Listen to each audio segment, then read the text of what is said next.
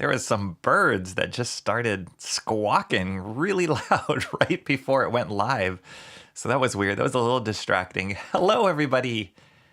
Welcome. As usual, always stumbling over myself when these things start, but welcome. It's a Friday, not a Wednesday.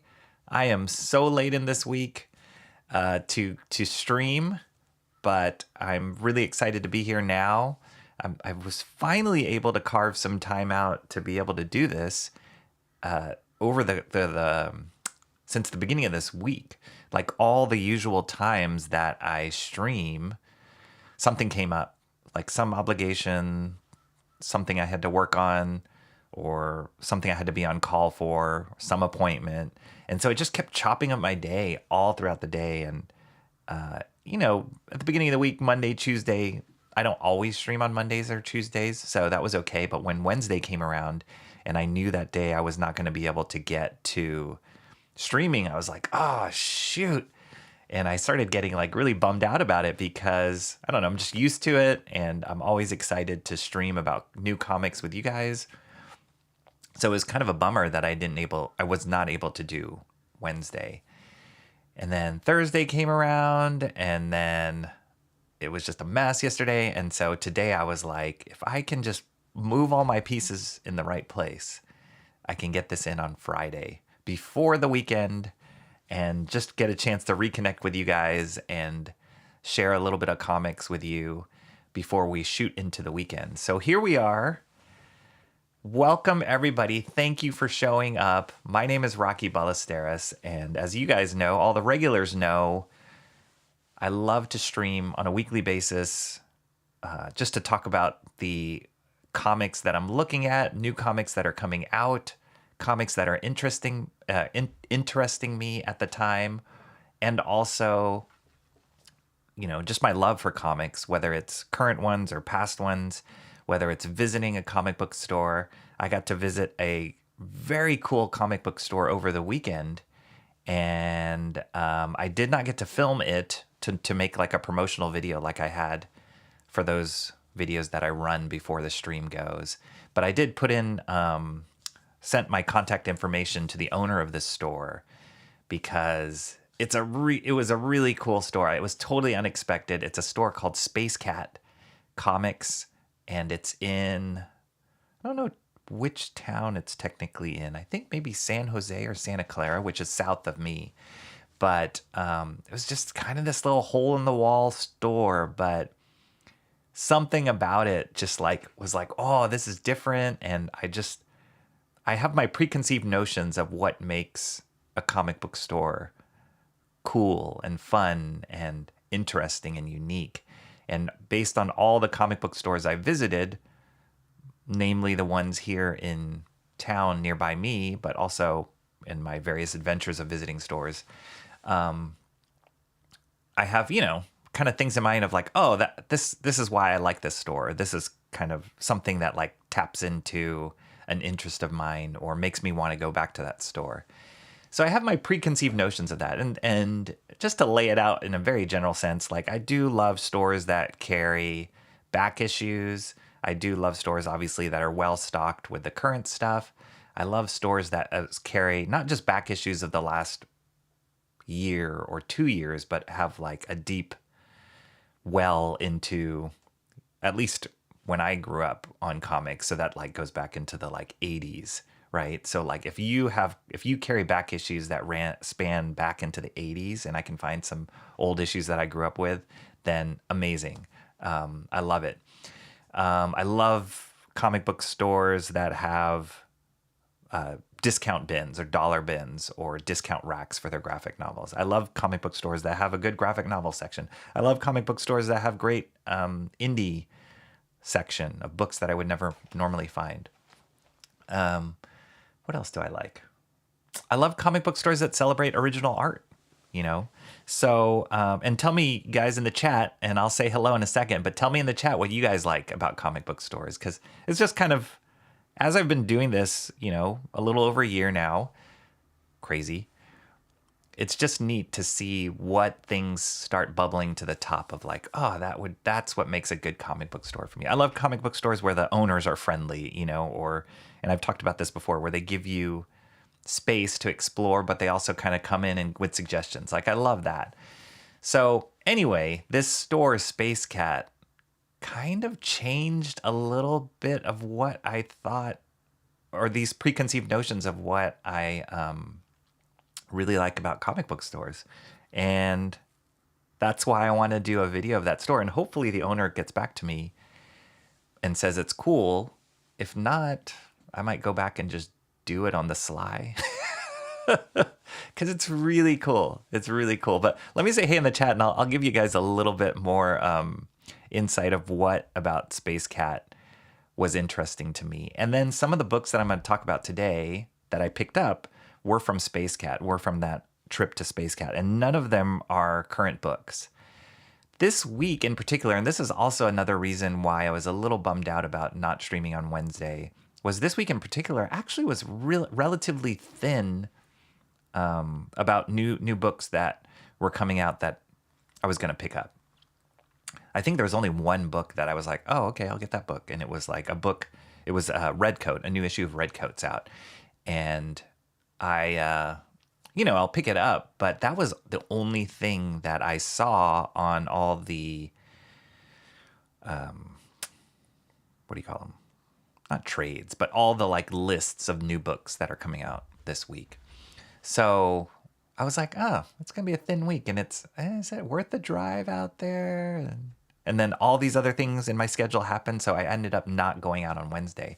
So all the books that I'm going to be talking about today are books that I picked up over the weekend that are not current books, but are really interesting finds that I got at Space Cat. So that's why it's a little different. It's a little weird, but we're doing it anyway today. And we're doing it with you guys, all of you fine folks. Here we go. First in chat, Comrade Sammy. What's up, Comrade Sammy? Awesome to see you. I saw a lot of you guys in Shant's stream, Shant and Jetty's stream, Pizza Live, which he streams pretty consistently, pretty regularly on Thursday evenings.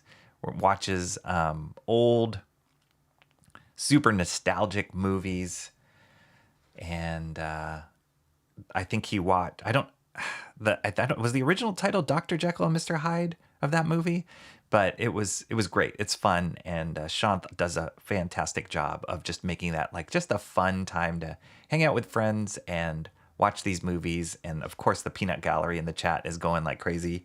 I am guilty of that. But it was awesome seeing a lot of you guys there, like Comrade Sammy and Cranberry Langers. What's up, Cranberry Langers? This is a cranberry full of power. Awesome seeing you there, too. It was really fun. Timmy Mello was there. I do remember Timmy Mello being there. And the Guardians are headed to October. Timmy Mello, I just to throw in the sports ball for you, man. Like, one of the things that chopped up my day on Wednesday was I went to a Warriors game. It was awesome. It was kind of last minute. Got invited to go to a Warriors game, and always fun. Warriors basketball, for those of you guys who don't know, the Golden State Warriors, and they were playing OKC in that game, Oklahoma's team, the Thunder. And it was an awesome game. Our record has not been that great this year. We're kind of struggling a little bit. All of our superstars like Steph Curry, Draymond Green, all those guys are getting a little old, a little long in the tooth, even though they're still amazing. And then there's the young guys, the up and coming guys. So that mix of like that transition between old guard, new guard, trying to pass that on has kind of plagued us the last couple of years. But Steph Curry is still Steph Curry, but it's really fascinating to kind of watch it play out and be a part of it, and so I went to this game. OKC is this like young superstar team, like really athletic. Their superstar Shea Gilgeous, SGA, is incredible to watch, and then even more incredible in person. So I was really excited to see him actually, and he scored like 50,000 points in that game by himself. It was crazy. But anyway, for not to bore everybody with the sports talk, but the Golden State Warriors came back and won it. And it was a really, really fun. Nobody thought they would win it because OKC is an amazing team right now. So yeah, that's where I was Wednesday, part of Wednesday, and leading up to that, kind of chopped my day up. So yeah. Who else we are? We got Mark's Music Obsession. Wait, sorry, I lost your. Here we go. Mark's Music Obsession. Mark, how are you doing? Hope you're doing it good, Mark. I saw in the chat, one of the chats that I'd seen. I don't know if it was Bancroft's or Sean's chat, but it seemed like you were kind of having a little bit of a bummer week. So sorry to hear that, man. I hope today is doing well for you. I hope we can give you a little bit of a boost, just a fun time in the chat. So hang in there, Mark. I hope you're doing good. Jason Unhinged popping in to say ahoy. What's up, Jason? Awesome to see you. John, here we are now. Entertain us. He goes, what's your name? He goes, John. John, this is Friday. I'm waiting for you to say, people tell Rocky that it's not Wednesday. It's not. And as I was making the little thumbnail, I was like, do I got to do like a cross out of a Wednesday and put a Friday? It gets so complicated. You try and be like consistent. You try and have a regular schedule and brand it that way and have people expectant that way. And then when you miss it, you're like, oh, shoot, it just throws a wrench in all the works. It's like I shouldn't call it My Wednesday Comics, because if I miss a Wednesday, then it's like, well, how do I patch this up? I don't know if you guys even could see the thumbnail. I called it my catch-up stream because I don't have any other labeling of this kind of stream to really describe it well. So I called it my catch-up stream, and then the image is like of something with ketchup on it. It's a bad joke. I'm sorry. There we go. Friday. Forget obligations were more important. That's what Comrade Sammy is. It's true. It really is true. But I'm so glad that you guys still stick with me. You know what else also bummed me out? I have been hovering at 469 subscribers forever. Like it's one of those things like you like to see the constant uptick. We've been promoting, let's hit to 500. Let's go.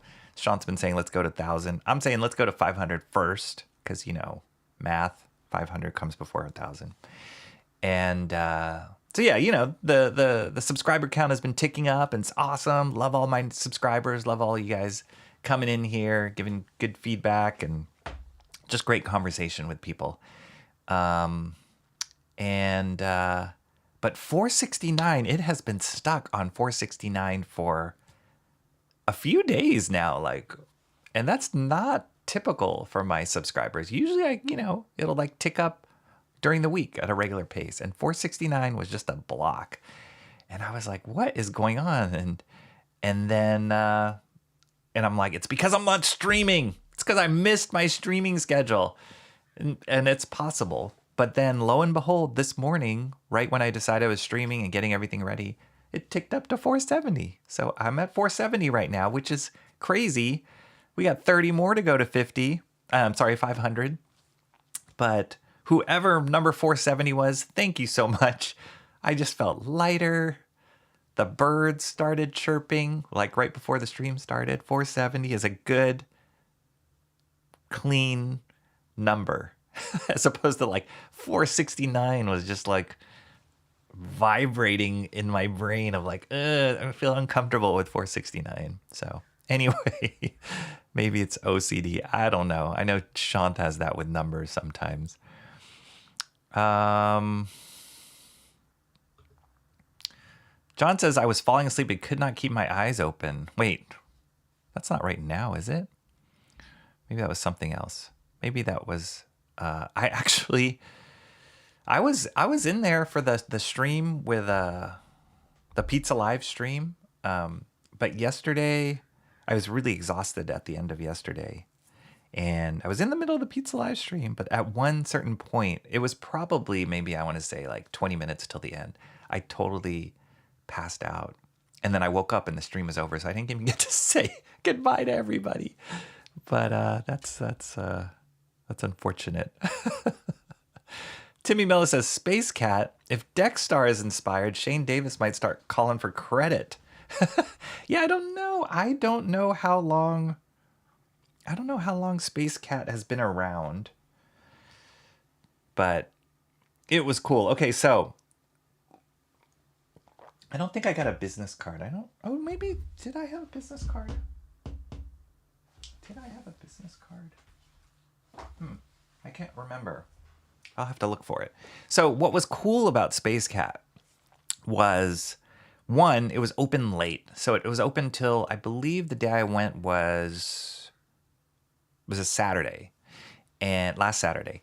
And it was open late, so it was open till about 8 p.m., which is awesome. Usually comic book stores close anywhere from, or at least the regular stores that I go to close around 5 or 6 o'clock, depending on the day. They open differently depending on the day of the week as well, too, because quite a few, well, not quite a few stores, but a handful of stores that I know that are nearby open up a little earlier on Wednesdays because they know it's New Comic Book Day, yada, yada. That's pretty awesome. But this store closed late, which I like. And then you walk in there. And so one of the things that I like with comic book stores is I like a sense of organization. Like I've been into quite a few comic book stores that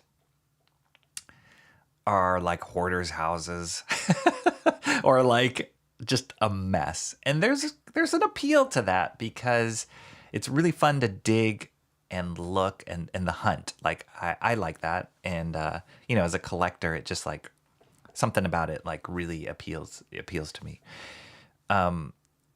But when it is really unorganized, and I've been to a few stores that and it's just not great, then it's kind of hard to like know where to start. And if you're looking for a certain thing, you really don't know,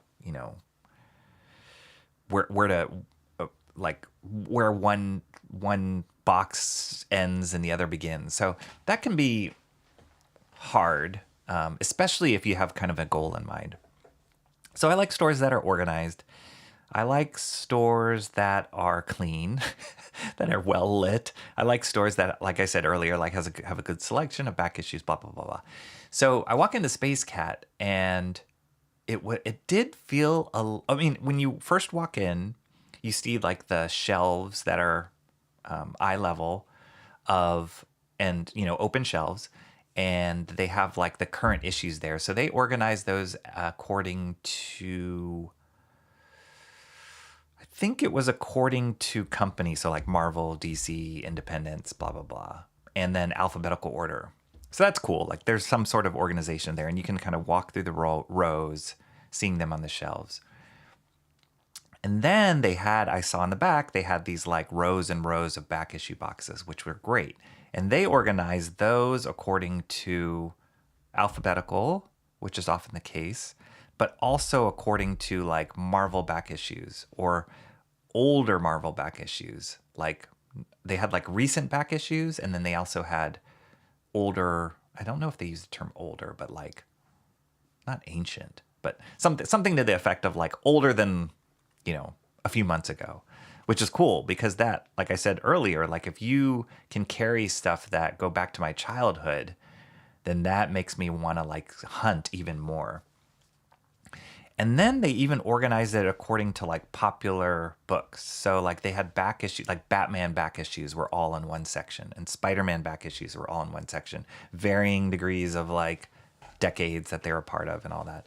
They had a whole back issue section that were just number ones, which was really interesting.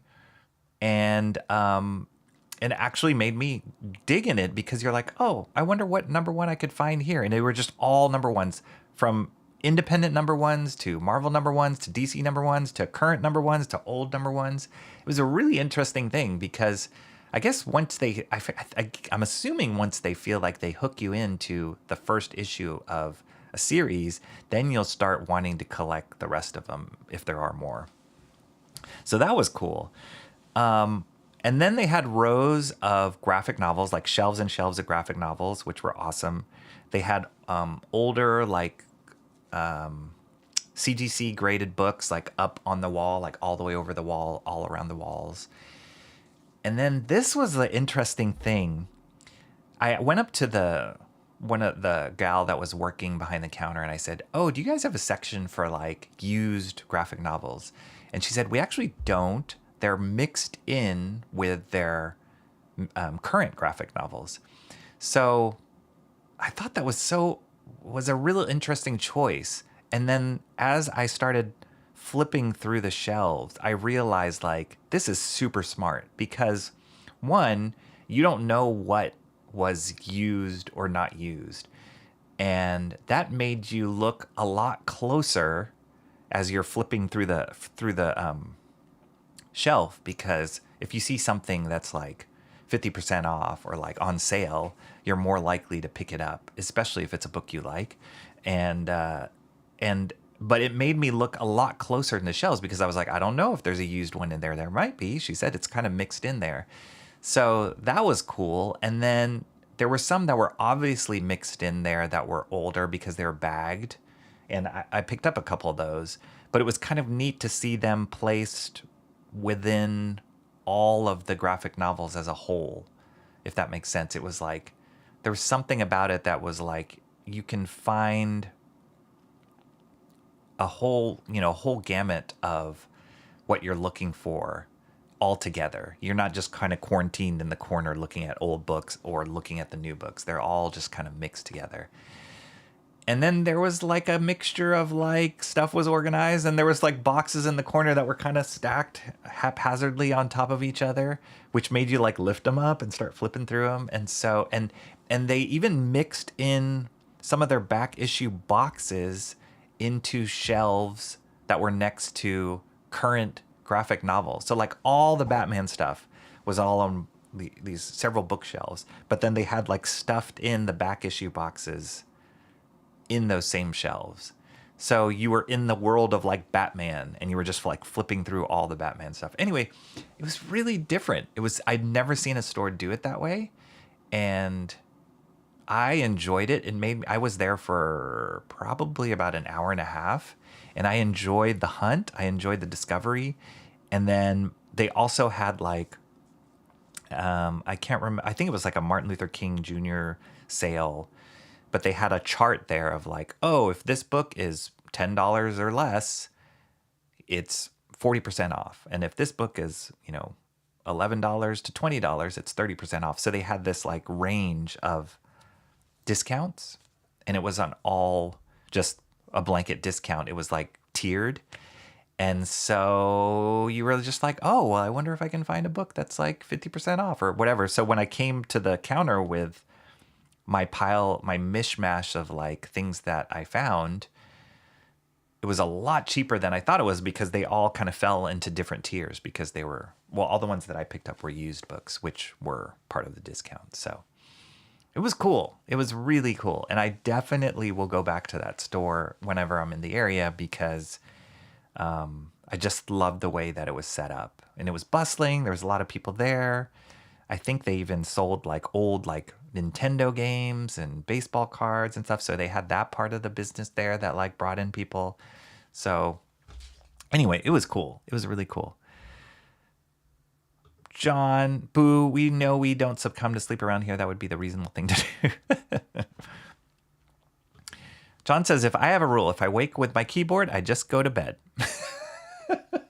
That's pretty good. Is the keyboard like on your face or like, on the floor? Because I have like one of those Bluetooth keyboards, so there's no wire, and sometimes, well, no, I don't fall asleep on my desk with a keyboard, but I know my phone, like sometimes will just be on my chest or like on my face.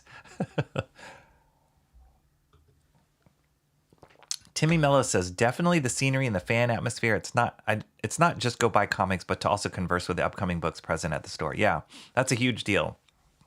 It's all part of it. Otherwise, you can just, order online, find them pretty cheap online. So yeah, that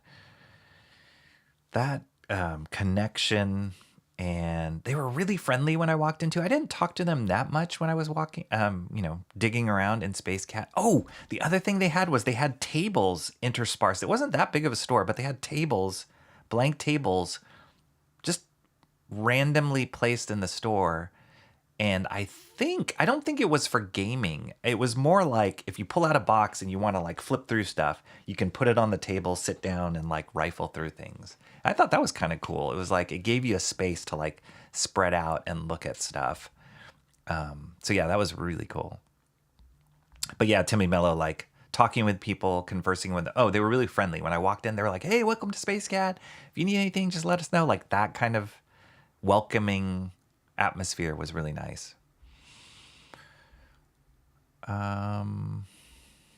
Jekyll and Hyde. That's right. I kept ribbing Sean in the chat because he called it Jekyll. Maybe that was the proper pronunciation, but I've never heard that. Jekyll. Dr. Jekyll. Was I there? Where is there? What are we talking about? I don't know. John, last night's movie. Oh, the Thunder is a force this year. Yes, they're amazing. SGA, Shea Gilgis Alexander, he is something to behold. That guy can like speed up really fast and he can just get his shot anywhere. He's amazing. And they're all like really young and athletic, and there's a bunch of guys on that team that are great. I mean, some people have them pegged to win it, so who knows?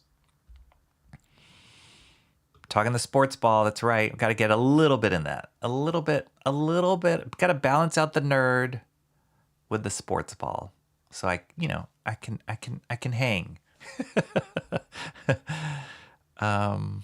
Emo trash, at least for a few minutes, popping in quickly before I head out. Emo trash? What do you mean heading out? Is it, you better be heading out to school. Don't be heading out, like hanging out with your boy. Hang out with us, or bring him in here. We have yet to meet, but good to see you, Emo Tress. I'm just kidding. Just good to see you. Sorry to say my boy will be having oh, there we go. Once he texts me back. Oh, that guy. Come on.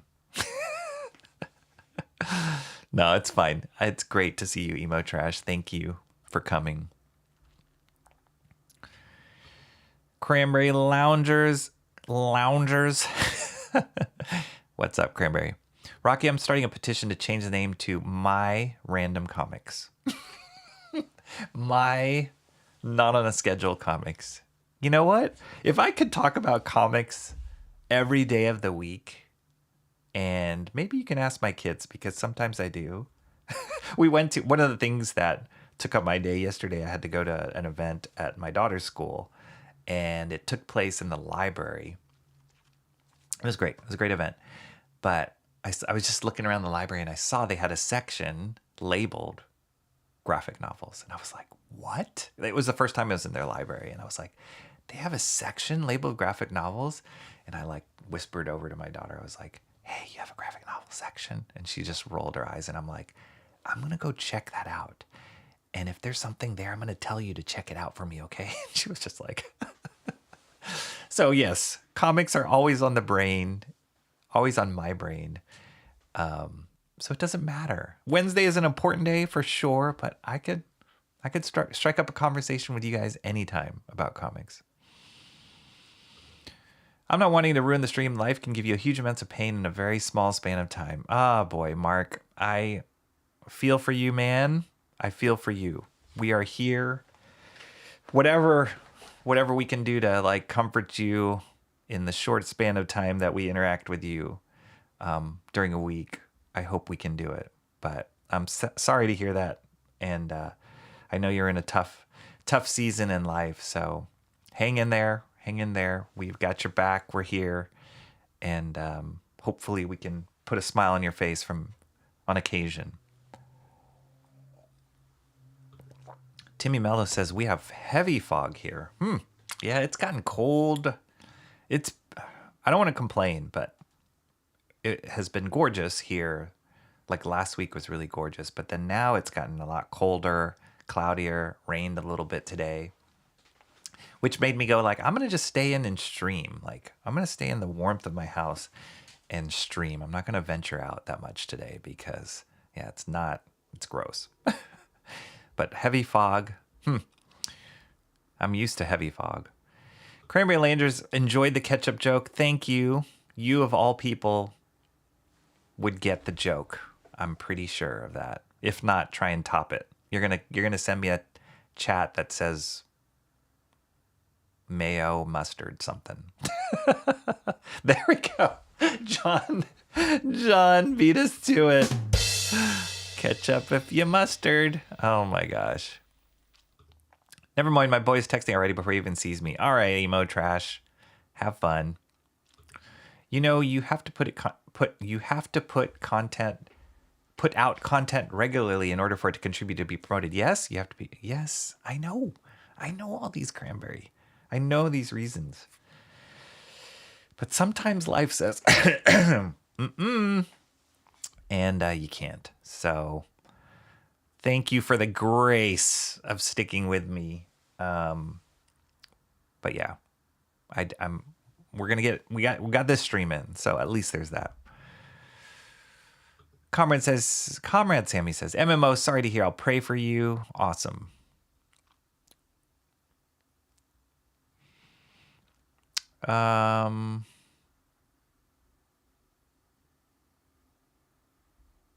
What?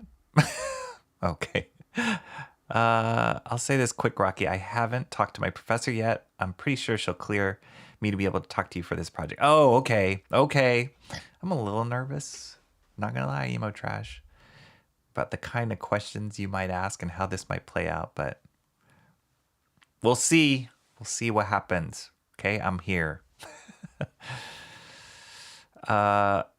Mark's music. John says, Mark, it does. Everything does seem to happen all at once, very inconveniently. It does. When it rains, it pours. There's so much truth to that phrase. I remember when we were dealing with a lot of stress in our house, in our family. It was one of the floods, because I've talked about my floods before. And it was... I couldn't even get out of bed some days. Like some days I did not want to get out of bed. Like, and you hear people say that all the time. It almost becomes like cliche, but it really, like, I was just so weighed down with everything we had to deal with. We had to deal with the city. We had to deal with damage. What are we going to do with our house? Oh, it was just horrible. And then at the same time, I think one of my cats we had to like move out of our house, rent a place. Like, how could we afford to rent a place? We had to pay for all this damage. It was just a mess. And then one of my cats got I think was so stressed out by our stress, and we were moving a lot too. So, which is horrible for cats. Like any kind of change in their environment is really horrible for that. And then he got like a kidney stone. So he was like peeing blood, and it was just, and that stressed out the second cat. Oh my gosh. It was, not to compare, apples to oranges of what you might be going through, Mark, but it was just like, I was like, I cannot deal with another thing. Like, I just can't. This is way too much for me to handle. And and like working at the same time and keeping lives regular from our kids. And I think at the same time, it was like COVID shut down. It was insane. It was so insane. And sometimes you just feel like it's too much. But I truly believe that we are given enough strength to handle just today. Like, it's a biblical thing, which I believe. And it's so true. Like, we only have enough strength to handle today's burdens. So just take one step at a time, Mark, one foot in front of the other, and you'll get through it. But it doesn't make it easier. And I wish I could say something that would make things better for you. But yeah, some days can be just too much. All I really need to do is ask you about your job, qualifications, etc. Basically a reverse job interview. I'm down to have it over any of the medias I've already got you on. Okay. All right. Well, we'll connect. Emo trash. We'll connect. Cranberry Lander says, Mark, it's okay if you just sit in the grief and pain. Remember to look after the basics in your life. Watch something positive or look at some positive images. That's great. Great advice, Cranberry. And hopefully we can provide some of that positivity your way, Mark. That's what this place is about. That's what, I'm about. That's why I love to talk about comics, because it brings me so much joy. And hopefully some of that will emanate out to you guys. Yo, Rocky, what's up, Zaid? How are you doing? Phil, Zaid Comics, what's up? Good to see you again.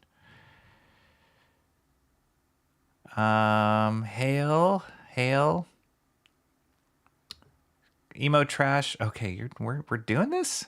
Bert asked about the animation studio we're in, but if we branch into other positions you've had, that's fine too. Might help with fluffing out the report I'm supposed to write. Okay, cool. I think probably best, and we can take this offline so everybody's not bored by this, but Emo Trash, probably best to talk about the animation studio that I used to have and that whole experience and that job and all the, I don't know what their questions are that you have, but I think that will probably give you the widest breadth of answers for some of the questions you have.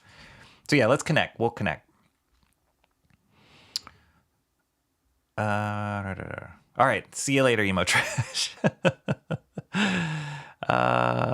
What camera do you use? It's really good. Wow. Thanks, Phil. So spoiler alert, or to flip under the curtain, I'm using a totally old camera.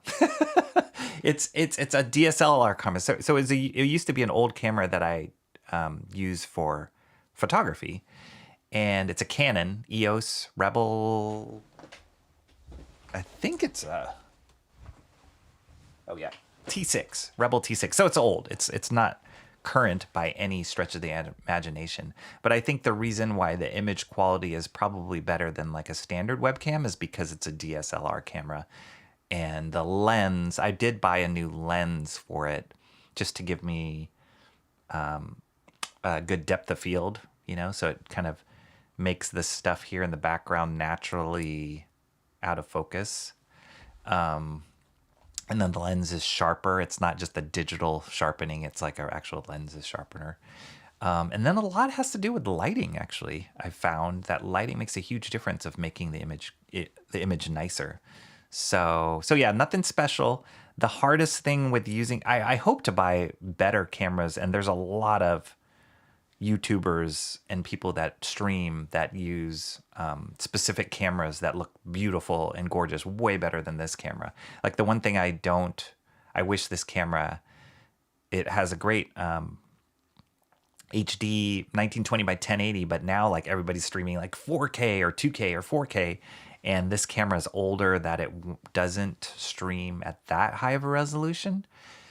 So who knows, but maybe down the road I will invest in a better camera that does have a better, even higher resolution, just as technology gets better. And but this is good enough for me now.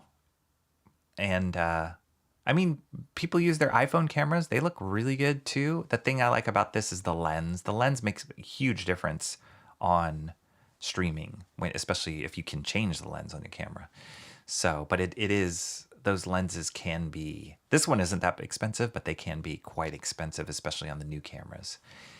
But thank you, man. Thank you. I appreciate it. I think you appreciate you saying that, because outside of just comics stuff and comics talk, I want to make it entertaining and look nice. That's really important to me too. Come on now. Most of us are artists here. We traded luxury for sleep for art skill stat maxing a long time ago. It's true. It's true. Rocky forcing his kids to... I'll do it. Nothing is off limits for me to get comics.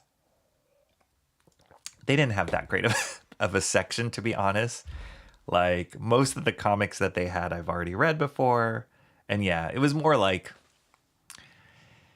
day in the life comics, which are fine, but they're not totally like, up my alley. Like they had Mouse, I've read Mouse many times.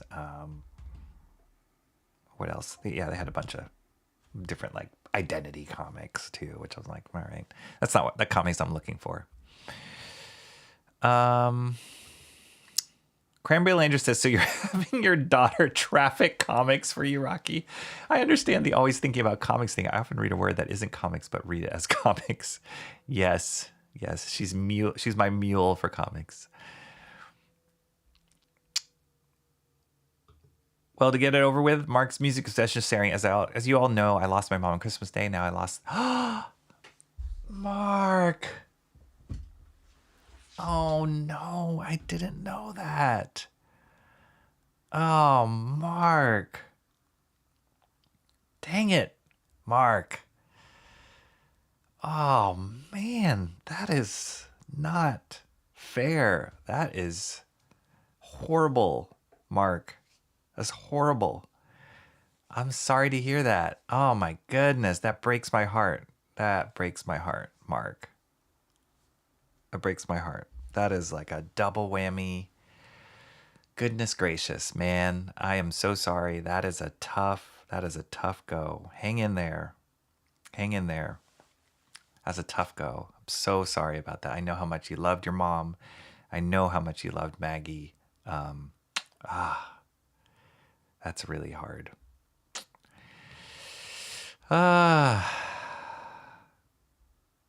You need to get out of your house, Mark. Be around people. Yeah, I know. It's going to sting for a while. But just hang in there. And yeah, we're sorry. We are all sorry to hear that, Mark. That's really, really hard. Pray for relief for you, man. Crampon Landers. I am on that. Still praying for you, Mark. Yeah. Yeah, hang in there. I know you're old enough that I'm sure you've been through ups and downs in life and hard things in life, and time does heal, but when you're in it, it is just overwhelming. So hang in there. Just I'm thankful that you had Maggie and your mom and were able to spend all that time with both of them forever, however long, these last few years for sure, and just get to enjoy time with them and have a lot of great memories with them and all that. But nothing replaced that. I had, before we got these two cats, I had one cat who we had for, I want to say 16 years.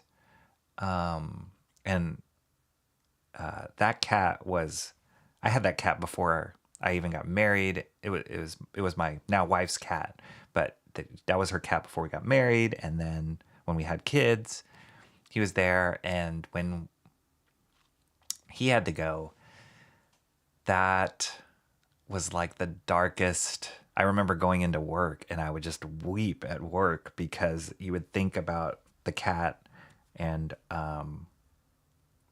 just the emptiness, like you said, the emptiness in the house. It's like pets just fill the house. And when they're not there, it's so, so empty.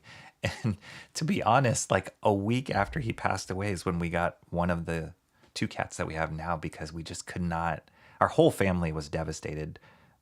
Myself, my wife, and our kids, who were much younger at the time, but we were so devastated. And like a week later, we had to get another cat just because, not to replace the cat, but just to like fill the house again because it was so, so empty. So I don't know if another animal or a pet is in the horizon for you, Mark. Not to rush through the grief and the sadness of losing Maggie, but goodness gracious, I know we needed it, and it kind of gave us a little boost of joy to see a young life and kind of an animal that was just like brought so much joy to my kids,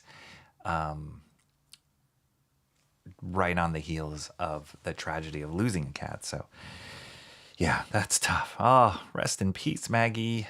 I'm so sorry, Mark. That's really, really tough. First year is always the hardest. Yeah. And there's even days that I'll look at old pictures of my previous cat, or I recorded a video the night before he passed away, and it was the last time I heard him purring, and it still gets me a little choked up now. And like, I'll watch it from time to time. I like made sure I wanted to record a video to remember him at that moment, but like, there was just something that, he's different. Even as much as I love my cats now, he was just he was a totally different cat, and had seen us through a lot.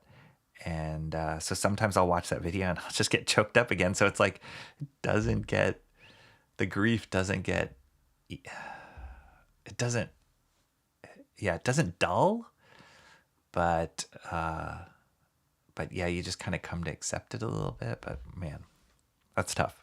I'm sorry, Mark. Mark, I'm really sorry to hear what you're going through. Losing a pet is never easy. It's just like that uncomplicated relationship, that uncomplicated, unconditional love between owner and pet. Yeah, it's a tough blow. I want you to know you can lean on us to support you through tough times. Yeah, whatever we can do, Mark, just let us know. Shanth, what's up?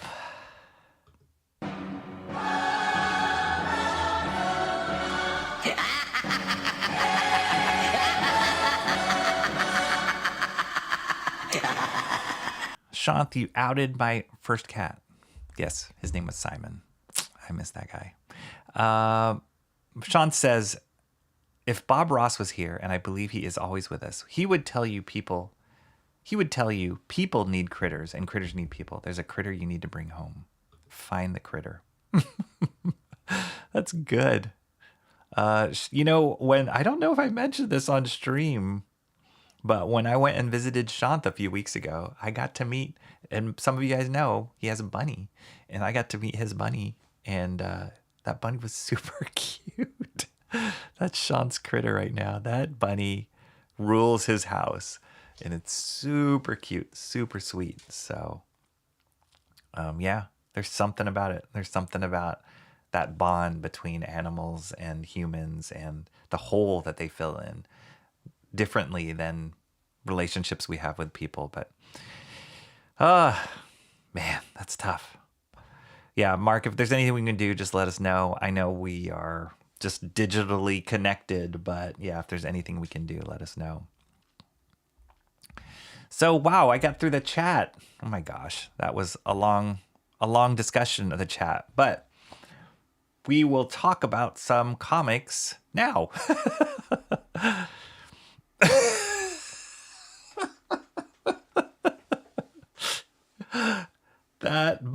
That bunny has a weight problem.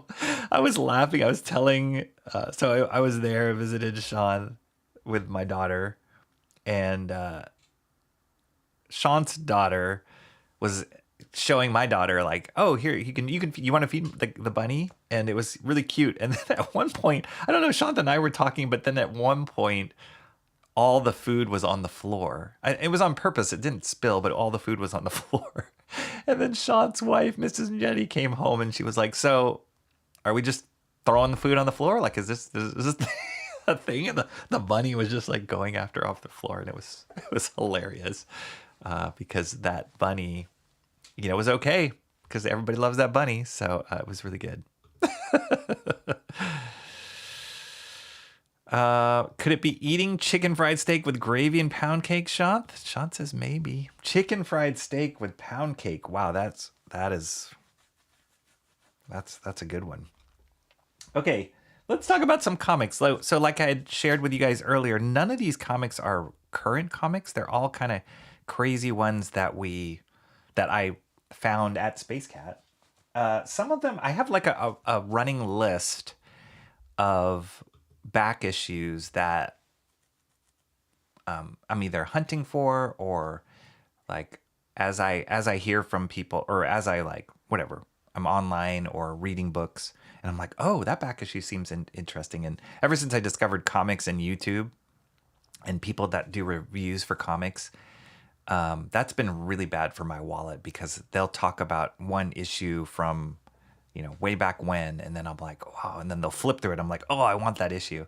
So there's a few of those that I was looking for at Space Cat. So when I walk into a store like Space Cat, it's like, oh, this is a great place to look for these hard to find back issues.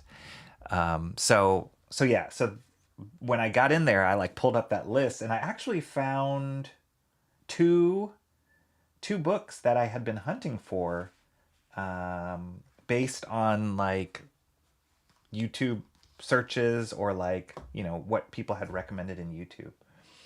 So let's see. Here's the first one. So I don't know if you guys remember. There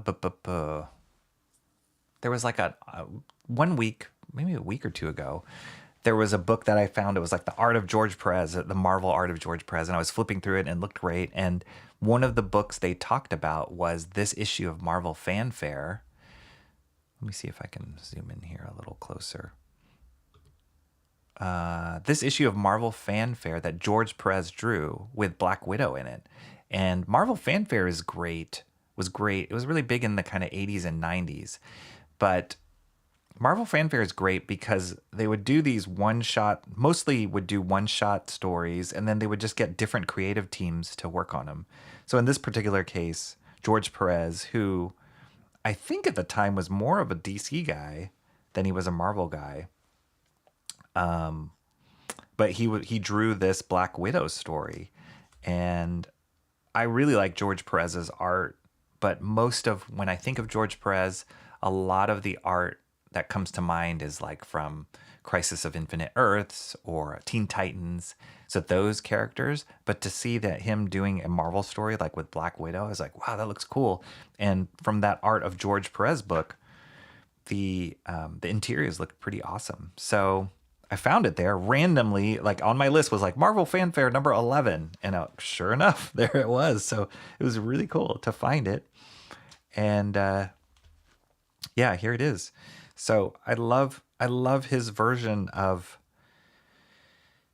Black Widow because she has that old school, like long, like bouffant hairstyle, almost definitely 80s, 70s, 80s kind of hairstyle.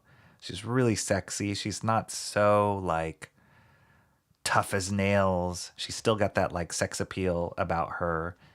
And, she kind of feels like Emma Peel from like the old Avengers TV series, like feels like inspired by that. Look at these guys' outfit here. It's got like a turtleneck. Like it feels Steranko-esque, these guys.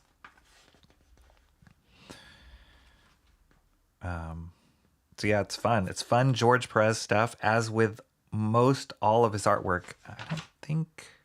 I don't know who this inker is. JJ Cinnabel. Oh, here we go. George's extravagant pencils with more detail than you can shake a pen at were too much for any mortal inker.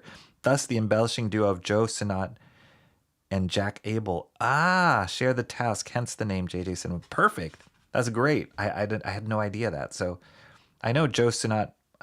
He inked Jack Kirby a lot, and I loved his inks on that. Jack Abel, I have heard his name. Not as well known to me, at least, as Joe Sinnott, but must be old school inkers that are helping out here on George Perez. But it's cool. I mean, I don't know if I haven't flipped through this, so I don't know if we'll be able to tell who's inking what. But anyway, cool to hear that. And yeah, one of the hallmarks of George Perez's artwork is his level of detail and his figures, like the characters and their like costumes that he draws, but he always draws a lot of detail in his stuff, and you can see that here in like the columns and this brick wall, like the explosion. Super detailed.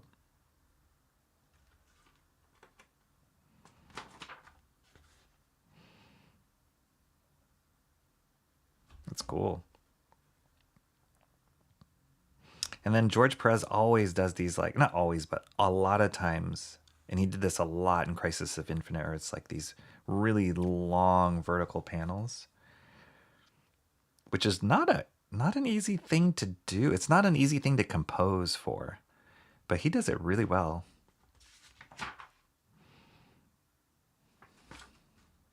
I love the colors on this too. I love this old school coloring, like flat coloring, but it's not just, one tone. There is a mid-tone here, a different tone of this purple for the shadows. That's great. Like there's something like in general, there's something about this kind of coloring, which was the limitations of coloring at the time. But it really created an inventiveness, I would say, because they were just working with limited colors based on the printing process. But those limited colors and good color theory really created some awesome like comic book language, which I am a big, big fan of.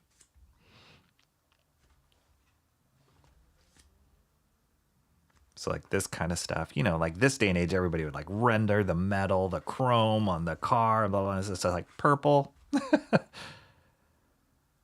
But it doesn't take away from the, or like here, you know, it doesn't take away from the storytelling. You're tracking Black Widow everywhere. You're tracking this car, this like almost pink reddish car. So whatever serves the storytelling. Look at that coloring. That's awesome. Really cool.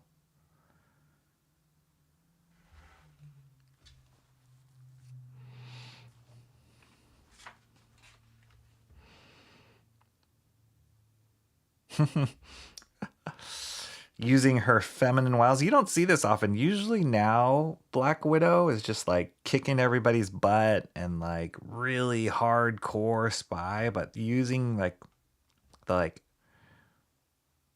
two-faced, double-faced, you know, side of it, costumes, the spy espionage side of it, the like feminine wiles. I love that.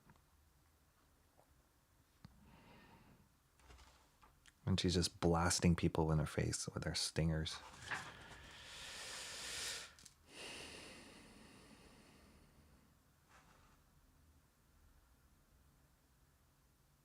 Yeah, that's great. This feels like there's a Kirby touch to this, and probably because of the inker, but this like space tech.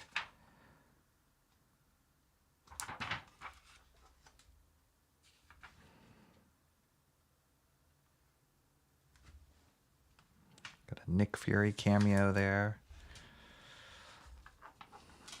I love these inkers on George Perez. Like you see the George Perez face, like you can kind of tell George Perez has a set style. It's nice to see it lean one way or the other when he has a different inker.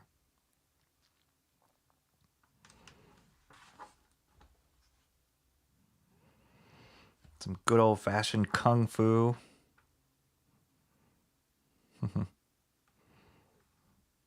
See, there's the diversity right there, huh?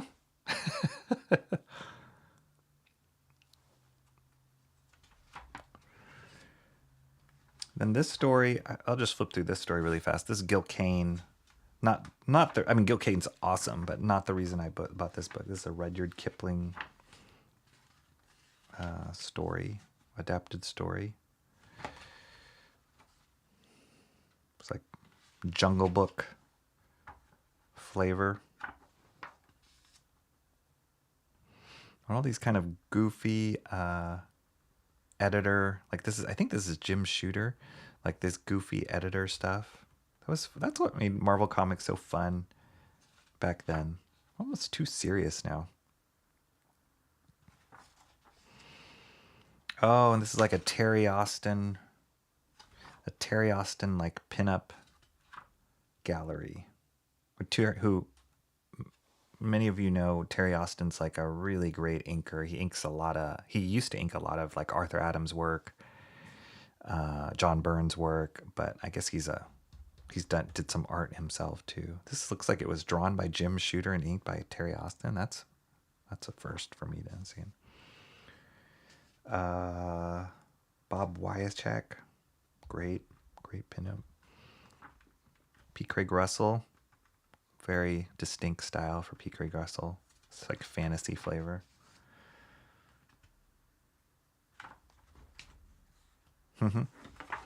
Cool. It's fun.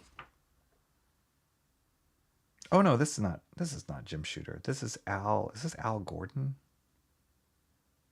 This is Al Gordon.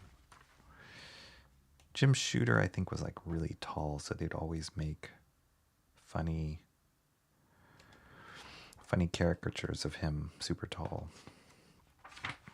Anyway, Marvel Fanfare number 11. This Black Widow special. Maybe I have to pick up 12 to find out what happens in the story now.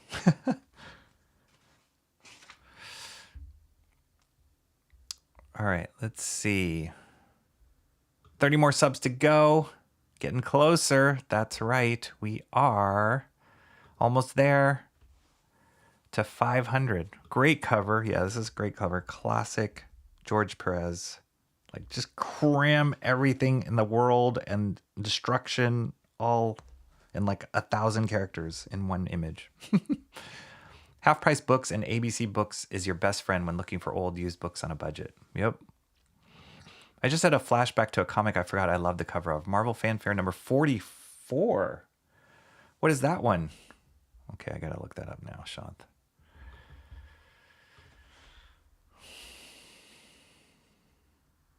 Marvel Fanfare number... Oh, let me change. Marvel Fanfare number 44. What's the cover of that one? I have a few Marvel Fanfares, at least here. Oh. Do I know this one? Ken Stacy cover? Is that the one, Shant? Oh, wait. Is that the one? With Iron Man? Let me see. I will do a screen share here.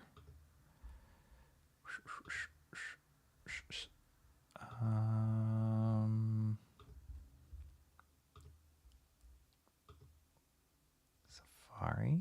Oh, yeah. All right. Is that right? Okay. And publish? Is that the one, Shant? You're talking about? That's Marvel Fanfare 44. Timmy Mello says that's definitely a George Perez signature hairstyle flare. Yep. See, that a lot was, yeah. I love George Perez's version of Starfire. She is awesome. The Pensacon guest list has been better, although they do have a long list, but at least one I want to go see will be there. Michael Golden. Nice. He seems, I think Michael Golden lives in, I want to say he lives in Florida because he seems to go to that one a lot. And yeah, I think he does live in Florida. Is this the right one, Shant? This Marvel Fanfare? What's in this one? Wraparound. Look at that. Wow. That Doctor Doom and paired up with that Iron Man is awesome. Ken Stacy man with his like airbrush art. That is so 80s. Who's this artist inside? Is this Ken Stacy also? They're talking about how goofy the artwork is.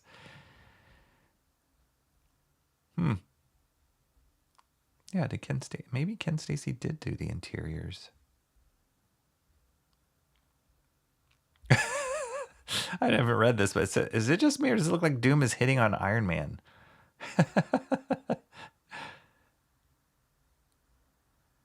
This is crazy, but this is what I love about Martin. I love these kind of anthology things because you never know what kind of stories are in there, what you're going to find. And it seemed like creative teams, whether that was artists or writers, could get a chance on, trying something out. So pretty cool. Yeah, let's see. Is that Ken Stacy who did the interior art? Very goofy expression, wraparound. Goofy. Yeah, they don't say who did the art. Anyway, I wonder if that's the one. All right, let's see. Okay, go back. Where am I? Go back. Okay. Marvel Fanfare 11. All right. Oops. That is a one issue.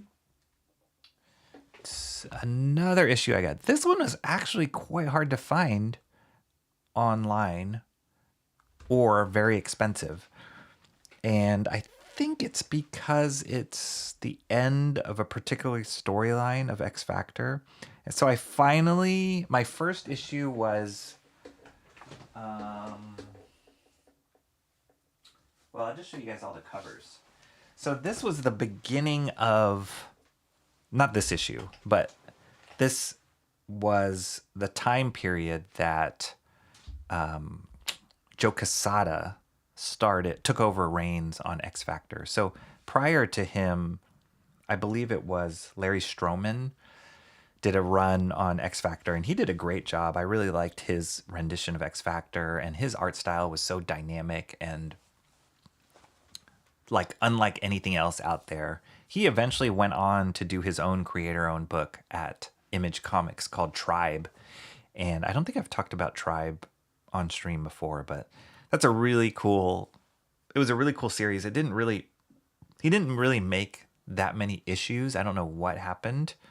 Maybe like, I want to say 4 issues of Tribe, but it hit a common problem with Image books after that first explosion when they first came on the scene was all these artists were just like rock stars and thrown into like doing their own creator-owned book, and they didn't have editors or people who held them to a strict schedule. And so it was kind of up to the artist because it's like, yeah, it's my own thing. And then you would have all these books that ended up being late and not having great writing in it. And so that plagued Image a little bit. I'd say maybe probably year 3 or 4 of Image is when people were like, these Image books are like consistently late. And people started getting disillusioned a little bit with these rock star artists trying to run the company. But all that being said, Larry Stroman did do his own book, Tribe, which was awesome. It kind of had this urban hip hop feel to it. Really cool characters and designs, and his style was unlike any of the Image founders' style. So that's why I really like Larry Stroman's work. And he did a whole run on X Factor before this, which was great. But after he left X Factor, Joe Quesada took over art duties, and I think, if I'm not mistaken, these are the first 6 issues of his run on X Factor. So I had most of the issues, and I'd kind of been piecemealing here and there, and I've shown some of these on stream when I've gotten them. But I finally got 92, which was like the end of the run of this first Quesada arc, if you will. But I love it. And I just started rereading him again, and it just made me fall in love with Quesada's artwork all over again. Like this time period of his artwork. If you look at how he draws now, he's great. Quesada's consistently been a phenomenal artist and, top tier artist. But if you look at the way he draws now, it's very realistic. And when he started off like here, when I think he had like a monthly deadline and he was just still figuring out his stuff, it's like, it was a lot looser, a lot more exaggerated and simplified compared to what he does now. But I really love this time period of Quesada. It's great. It was almost like Todd McFarlane meets Mike Mignola was like the combo of their art styles. And you got Joe Quesada. So yeah, this was the first issue, I think, of his start on X Factor. This one I just finished reading the other day. It's really good with the character Random. Such a cool character. Really cool design. I was looking at this. I did a closer... No. Before, when I was doing My Wednesday Comics and they were recorded videos and not live, I talked about this one book called Bad Company. And I swear Quesada's... this character, Random, must have been influenced. Like, Quesada must have been looking at this book series called Bad Company because there's so many similarities to it, and his approach was similar. But, like, that character, when I saw that, and I was looking through, I was like, wow, that feels like Random. It feels like this character, and just the way he drew the guns, and, like, his use of shadow and how graphic it was. Like, it just felt very similar to, yeah, just kind of felt similar to Random. This guy here. Anyway, so he's a cool character. I feel like Quesada was the only one who really, he was kind of this mutant bounty hunter working for money. But his body can, like, he was a shapeshifter, but he could, it was all organic shapeshifting. So he made this like gun out of his hand, but it would like shoot out organic stuff as opposed to like metal. This was issue 89, a classic Quesada cover, really striking. If there's one thing Quesada could do was he could draw like spittle in the mouth. His characters always had crazy spittle mouth, yelling spittle mouth. It was like, take a drink of water, guys. Here was issue 90. Great cover. Hole blown in the character here. This is issue 91. And then the one that I picked up from Space Cat was issue 92. And it has this classic 90s. Can you see this? Lenticular, look at that. Lenticular card on the corner. So many gimmicks in the 90s. Pretty cool. This is a great cover though. Double page cover. Double page spread is what I meant to say, not double sprayed cover. And Quesada did this. He did this a lot. These kind of double page battle scenes. He was really good at it. Like, that just makes you want to pick up the book. It's just so exciting.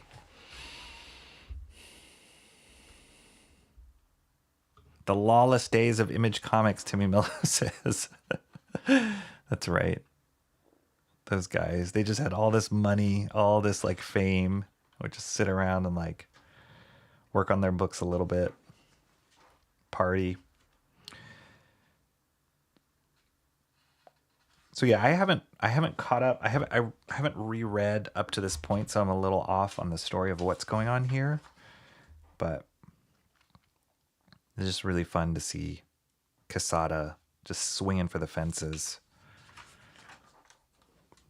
Got to remember, this is a time where Marvel was losing pretty much all of their top tier, like their top 5 artists who left to form Image. And so Quesada was kind of filling in big shoes behind these guys. He did some work at DC before this. He did a book called The Ray, which I have a couple issues of. I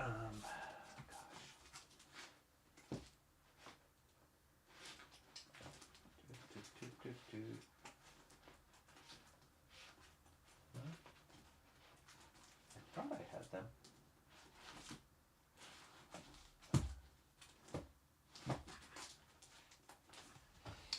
I think I had them right here. Oh yeah, here. So like, this was some Quesada work when he was just new. The Ray. But you could kind of see his style already starting to form a little bit here. Here, let me flip through this.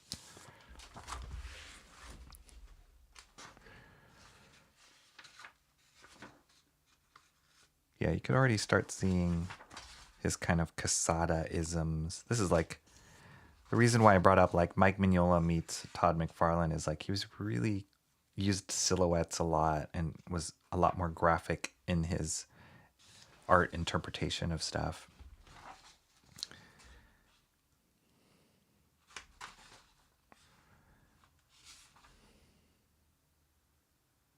This is cool. This is still fun stuff. Yeah, I just found a couple of these issues in a back issue. I can't remember what store I was on when I found these.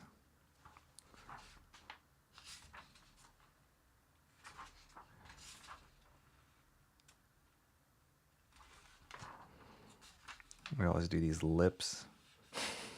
Like really rendered lips. And I know when he was working on the Ray, that's when people started taking notice of like, oh, who's this guy? That's cool. It's kind of cool to have a character that's all black. Cool compositional element. But I feel like when he was on X Factor, that's when he really hit almost like new superstar status. Then he did work for Valiant Comics and Ninjak. He worked on obviously Batman. The Sword of Azrael, that was some of the best Quesada stuff.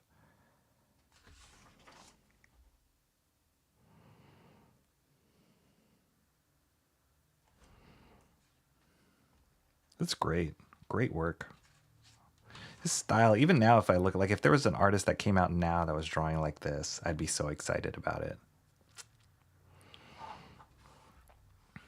Because it's like he has this like realistic lighting on him, but it's very exaggerated. I always remember Quesada's, the way he drew hair. I'd always feel like it would like poke my eyes out.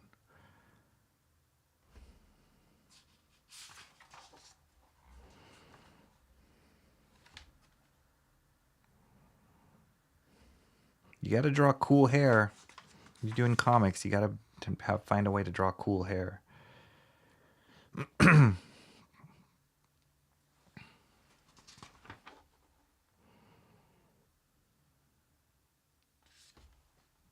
that character Random comes back.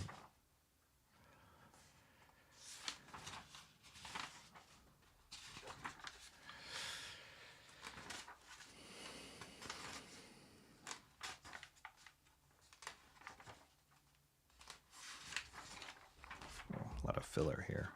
This is a classic Quesada right here. He always do like really dramatic shadows a lot of the time on his characters.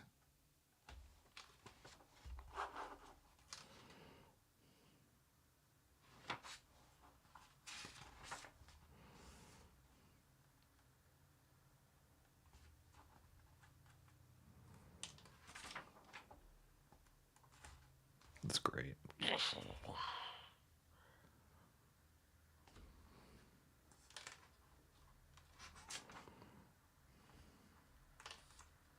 Jeez.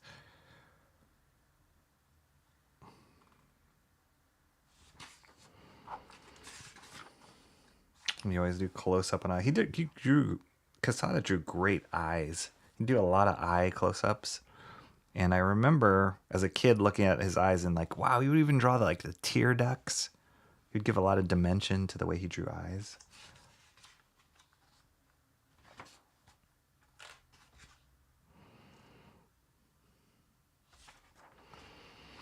Crying, big time crying. Similar to his mouth spittle, Quesada did a great crying face or eyes.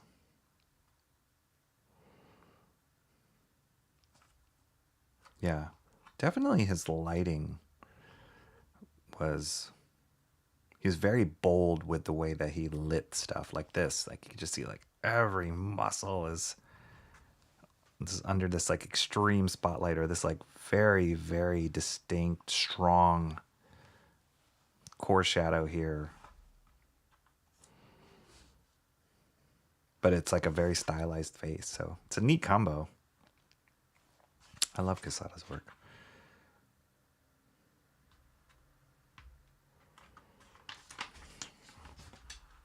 Anyway, there you go. X Factor 92 rounded off my X Factor Quesada run right there. Super cool.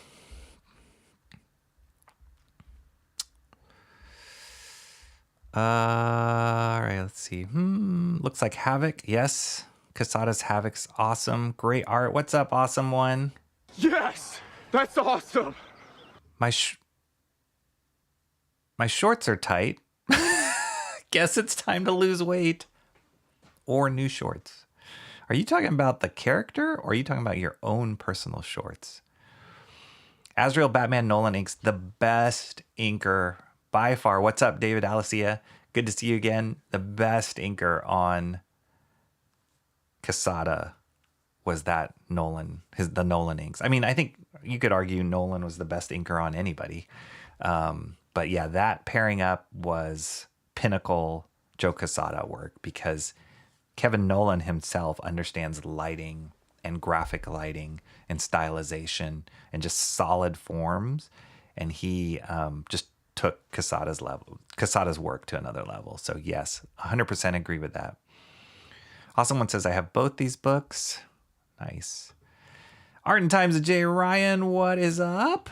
It's actually a really good sculpt. Check out Jay's channel, Art and Times of Jay Ryan. He just posted up a recorded video, right, Jay, of him working on a Halloween picture, which I was like, isn't Halloween over, Jay Ryan? What happened? But yeah, it's really cool. Great to watch him doing a process video. Oh, there was one video that I watched, was it yesterday or on Wednesday? Declan Shalvey. I've talked about that artist quite a bit on stream. He doesn't post on you. I mean, he posts pre-recorded videos on YouTube of him interviewing like other artists, other creators, which is great. But from my understanding is he live streams quite a bit, or not quite a bit, but more frequently on Twitch. And so I don't see him like live streaming on YouTube as much, and I'm not on Twitch at all. So I don't get the benefit of, watching him do it. But he did just a day or two ago live streamed drawing on YouTube. And he was working on, I think it was just like a sketch or like a commission head sketch. And so I posted it on my community tab because when I saw it, I was like, oh, cool, people check it out. Like I was just trying to spread the word. And it was cool because I got to chat, like jump in on the chat. And I don't think that many people knew that Declan was streaming. So there was not that many people in his chat. And so, me being the big fan, I was like, hey, well, this is awesome to see, blah, blah, blah. And it was great because I had a conversation with him. I was able to have a conversation with him while he was streaming.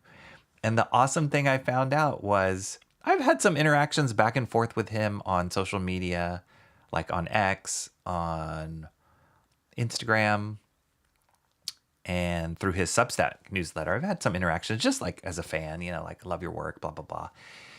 But the coolest thing on that stream, you guys should go back and watch it on the Declan Shalvey Watch It. The link is in my community tab. The coolest thing on it is at one point he was like, oh, hey, Roke, like, because he didn't know how to pronounce my name, but he's like, hey, like, yeah, I just wanted to tell you, like, I never let you know, but I watched the video that you did that was about my work and how much you liked my work. And he's like, I really appreciate the video. And I was like, oh, he was watching my video. That's so cool. So it's really cool that Declan Shalvey checked it out and, watched it was a My Wednesday Comics that I did that I just focused on his work. It's good that it's so cool that he got to see it. And so, yeah, it was fun. It was fun watching his process. He penciled and he was almost done with the pencils when he started, and then he inked almost the whole thing on stream. And it's beautiful. It's beautiful to watch. Any kind of process video like that is really fun to watch. And so, yeah, it was great. It was great to just kind of connect with him and talk with him. It was great to see him stream live, and the piece ended up looking beautiful. So, yeah, check out Declan Shalvey's, that live stream, and my nerdy chatting with him in the chat. Super fun. Maybe he's watching this stream now. Maybe he was number 470 of subscribers. Who knows? But yeah, roundabout way. Great to see you, Jay Ryan. He just posted a process video himself, which was awesome to see. Got gifted 5 memberships in 24 hours. Rocky, where's my Rocky membership? Where is it, awesome one? I don't know. No, I do know. I need 30 more subscribers to do any kind of membership stuff. So help me get those 30 subscribers, and then I will tell you where your membership is. Cranberry Langer says, looks great. I'm going to leave, but hi-bye to everyone. See you later, Cranberry Langers. Have a good day. See you around next time. drive safe, and eat more cranberries.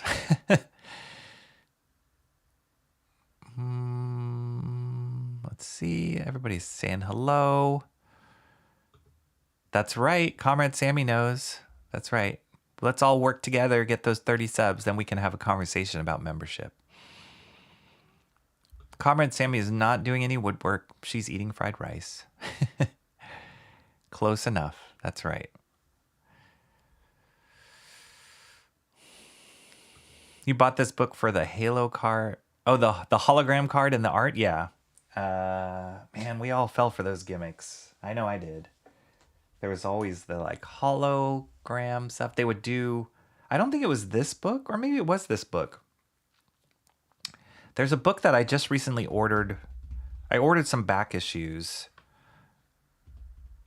from a online store called My Comic Shop. MyComicShop.com. I think it's that simple. I think it's MyComicShop.com. They have a great stock of back issues, all different grades, so you can choose if you want to very fine or near mint condition or whatever. And they're different prices. And there was one book that I ordered, and the price difference was like, I think $5 or even more. And whether or not you wanted to have the cards, do you remember they would they would staple in cards of, I think it was a Marvel book. So like Marvel cards in a packet stapled into the binding of a comic book. So if I wanted to buy the back issue with the Marvel cards stapled in, it'd be an extra $5 or whatever. I don't think I ended up doing that because I'm like, what am I going to do with the cards? If they're still in their package, I would probably hesitate to open them out of their package because you want to keep it intact. So I opted not to do it. But yeah, all those gimmicks from the 90s, man, I fell for a lot of them. Put too much soy sauce. We got to add more rice now. Balance it out. Community page is now called Posts. Really? Oh, okay.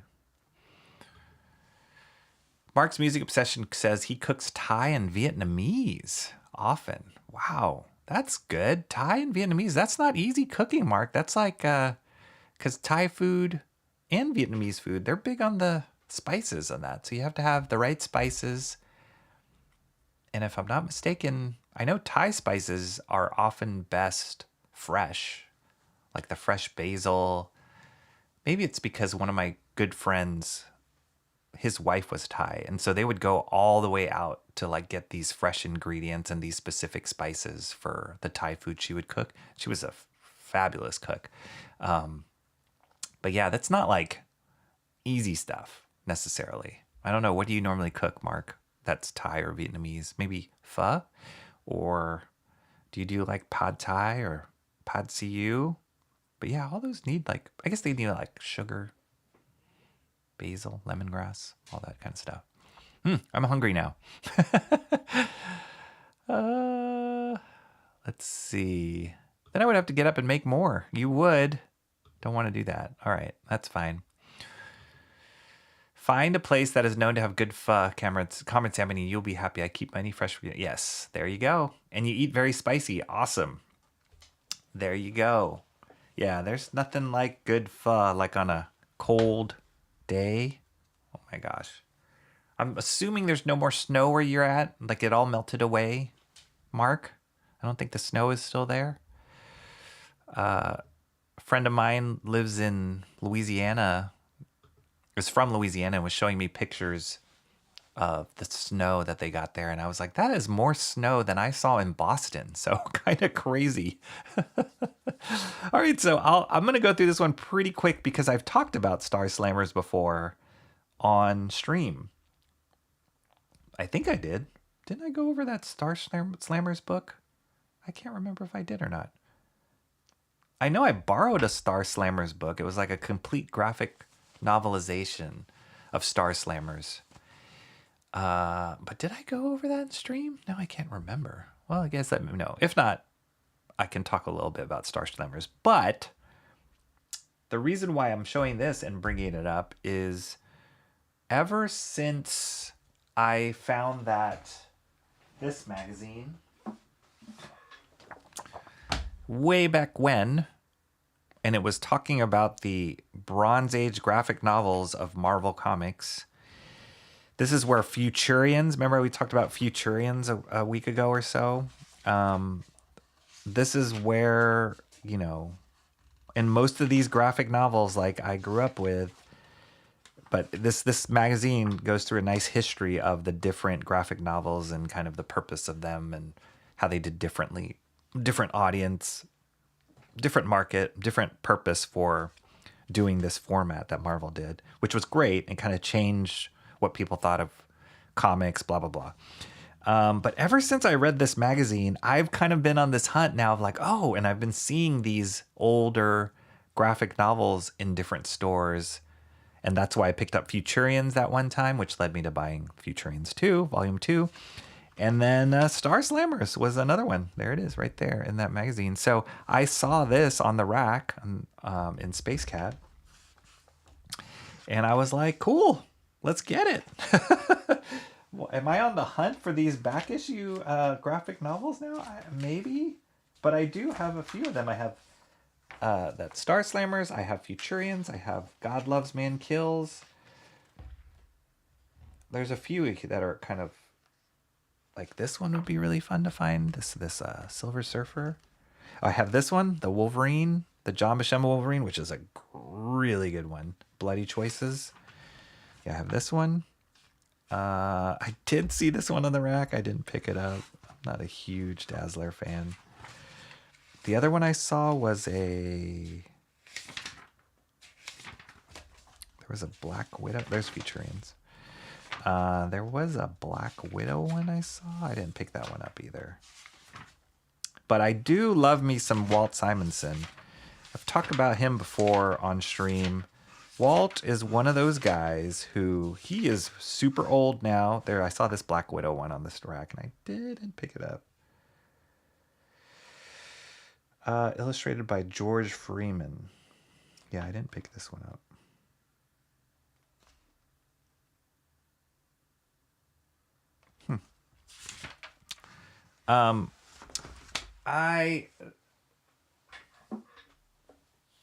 Walt Simonson is one of, I could count on my hand, of older artists who is a legend that is still actively killing it today with his art.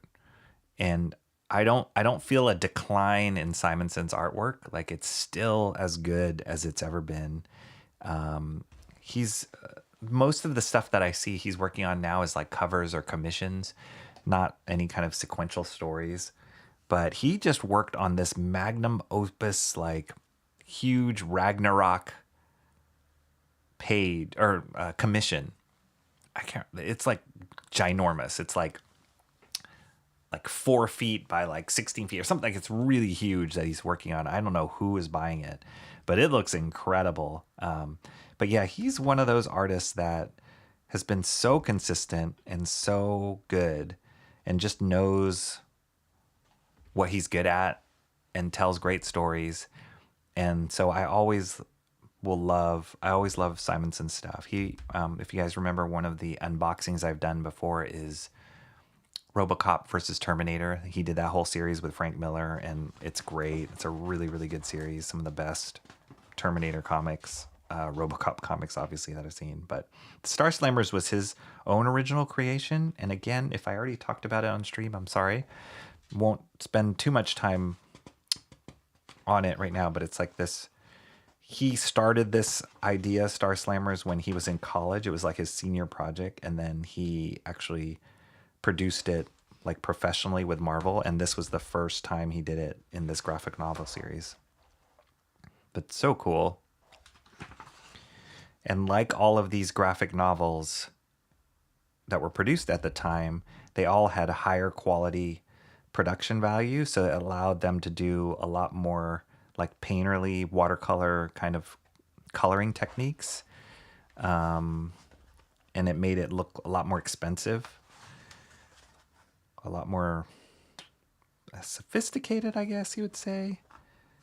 But yeah, the color reproduction was better on these graphic novels than they were for like regular floppies. So yeah, they could be a little bit more nuanced and try different things with the coloring.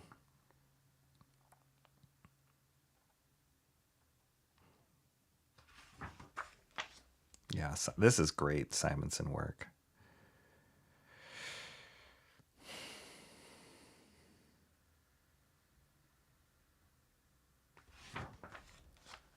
I always feel like he's like drawing, like he's so like just inserts so much dynamic diagonals in his artwork and straight edges, a lot of geometric shapes, but it's always dynamic.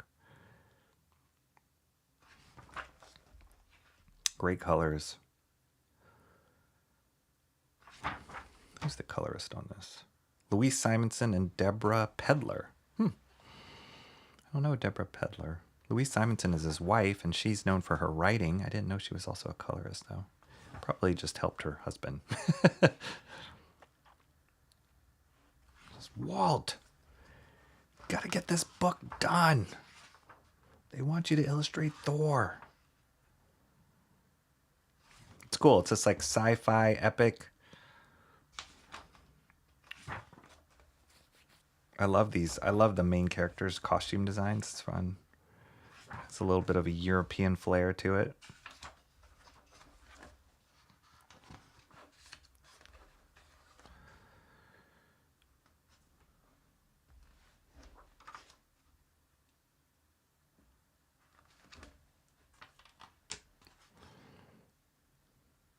Yeah, this is great. Really nice. Nice stuff. I haven't read this story.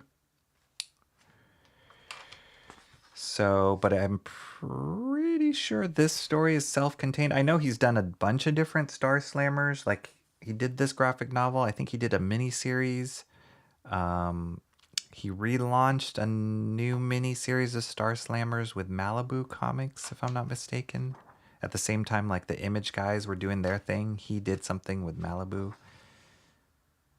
Or was it Bravura? I don't know. Can't remember all the name of the comic companies. That's cool. Cool spread.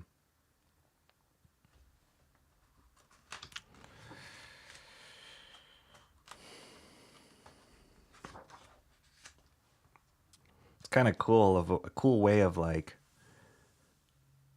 breaking down time in a sequential way, but still using like one full image like this. Like him just putting these deliberate panel lines makes you pace it out a little bit, even though it's just one image.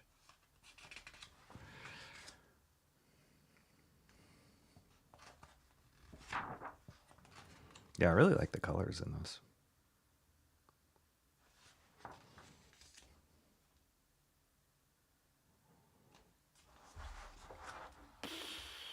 The Star Slammers. That's a great name.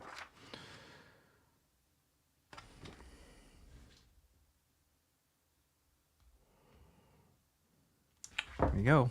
Star Slammers graphic novel. Kind of a neat thing they did too with these Marvel graphic novels is they numbered them. It's not like there's 6 Star Slammers graphic novels. There was just one, but they numbered them according to when they came out. So yeah, Star Slammers was like number 6. And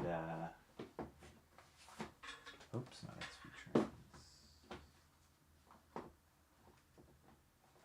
Futurians was number 9. So yeah, it made them like collectible. Yet, even though they were totally different stories, it's really cool. So yeah, who knows what's the next one I'll be getting? But there seems to be this like running trend that I'm picking up these back issue graphic novels from Marvel. They're really fun. It's such a fun format. This is similar to, this is, you know, the format like of Shant's book of Nosfero. And for those of you who know, I will always back. Oh, yeah. First of all, go back Nosfero if you haven't. Oxidized edition, artist edition. Shant launched that. He already fulfilled his first printing of Nosfero, the Cryptwalker. He's working on the second one right now, but he's in the meantime is releasing a second print edition, oxidized edition, and also the art only edition, which is awesome. Go back it. It's going to be amazing. Same size, similar size. So it feels different than just like a floppy or a regular graphic novel. So I love that formatting. But Shanth also just recently, you guys might already know this, just launched his sign up for Spring Ball Terminal Monstrosity. Go check that out. That's going to be awesome. And it's going to be so good. And I know Sean's like working hard on getting that campaign ready. But if you love, Sean describes it as, and you guys drop the link in the chat, if you will, for me, thank you. Sean describes it as Spider-Man meets Evil Dead. And it's a great, I'm gonna pull it up right now because I'm so excited about it. Because as long as I've known Sean, he's been working, like Spring Ball is one of his babies. It's so Shanth. And I love that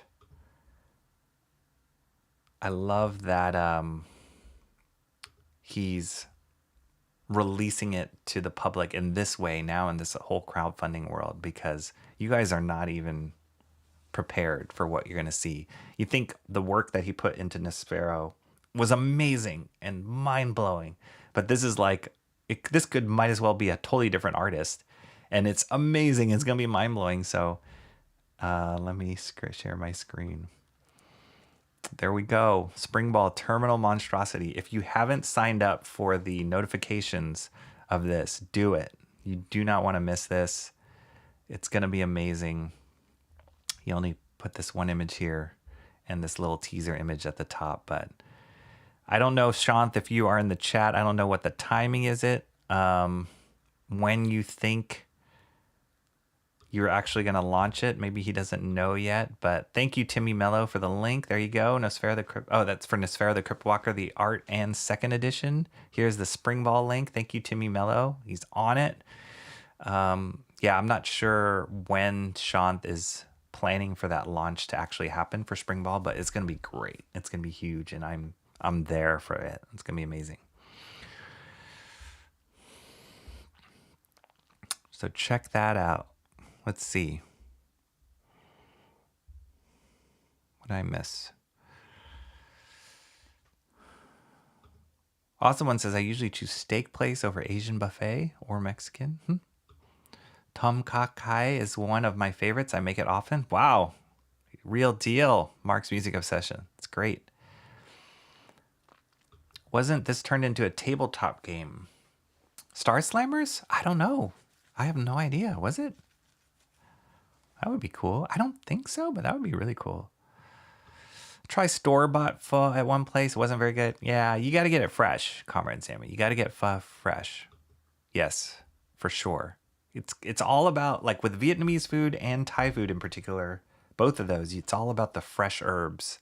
And so anything store-bought, anything like packet or frozen or whatever, it's never as good. Tom Kha Kai is a Thai soup that is much better to me. Comrade Sammy, as long as the real deal made fresh. I like the Thai soup that is with coconut milk. Is that? I don't know if that's the one. I don't know the proper Thai names.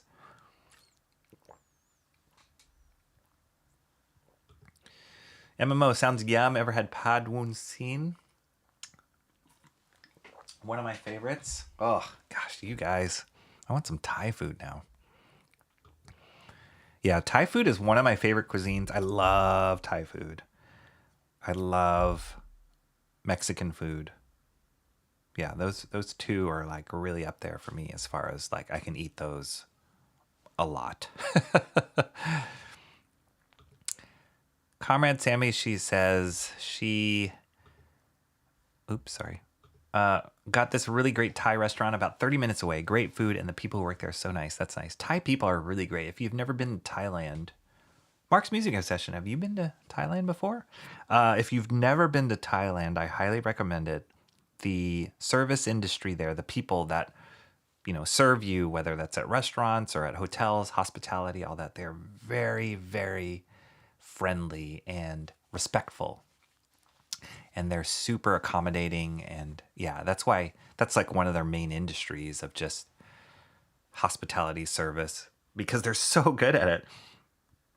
And most of the people that I meet here, that whether they've immigrated here or whatever, like that, it just kind of permeates their culture, that respect, the respect of people, treating other people well, and making sure that they feel taken care of.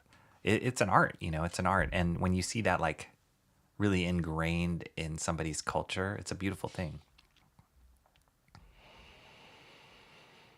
Mark's Music Obsession says he has a really good place about 12 minutes from his home. So there, take that. I remember when we went there for New Year's Eve, they gave us these really delicious mocha cakes as a gift to say Happy New Year to us. Yeah. If you go to the right restaurants, there's a Korean restaurant that we go to on occasion, and depending, like, because we've gone there quite a bit, we know, like, they recognize us. And so oftentimes, like, we'll order a bunch of stuff, whether it's takeout or it's there, and then they're always like throwing in like an extra dish or an extra whatever, or like a dessert or something like that. And so it's great. Is Rocky still talking about comics? Yes, I am. I'm not prepared because I wasn't listening. Well, okay. Yeah, that's the one, the coconut one base soup, my favorite. Oh, it's so good. It is so good. That one, I could eat a whole, like, and usually the bowls they serve, like, they'll do fresh mushrooms, and the ones I get have like chicken in it. Like, is that with lemongrass, right, Mark? Is that the one? So good. So tasty. I like tacos. Me too. I'm back. What'd I miss? Why are MMO and Comrade Sam is speaking Chinese now? Not quite. Close enough, John. Close enough. All right, here's another one I picked up. This was such a pleasant surprise. This was in the independent bookshelf at Space Cat, which had a smattering of, I don't know, it was like all sorts of different old, new kind of things. I always love looking at indie racks because, yeah, you just never know what you're gonna get. Tim Sale. Before I really got into Tim Sale's work, which was not too long ago, and to be honest, when he was super popular, when he was still alive, and he was super popular at DC with Long Halloween and Superman for All Seasons, I wasn't the biggest fan of his stuff. I just appreciated his work so much more, unfortunately, when he passed away, and started looking at kind of his body of work. And one of the things that he worked on, and I knew this when I was really young, like this was in the 80s. Yeah, this came out in 86.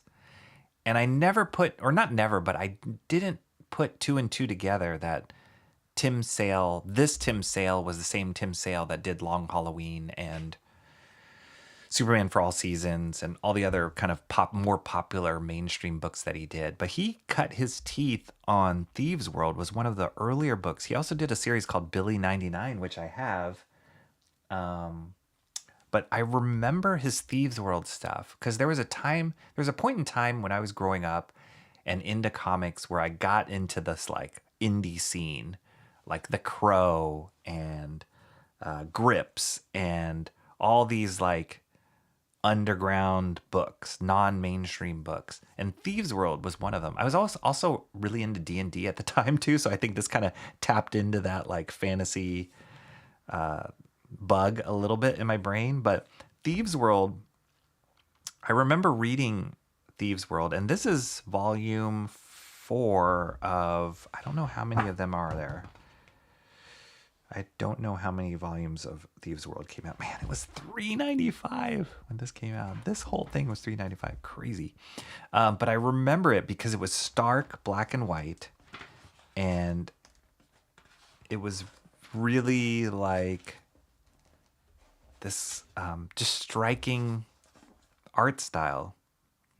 And this was Tim Sale. This was Tim Sale. This was before Tim Sale became Super Tim Sale.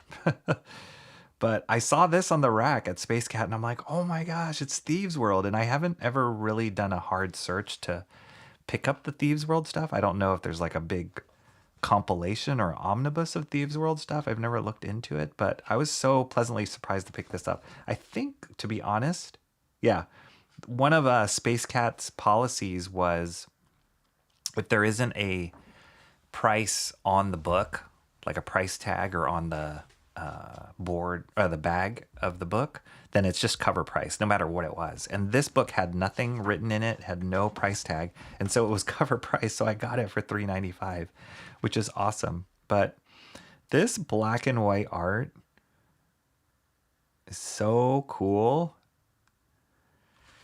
It just screams indie to me, and I love it. I love it. You guys know how much I love black and white art, and this is just right up my alley.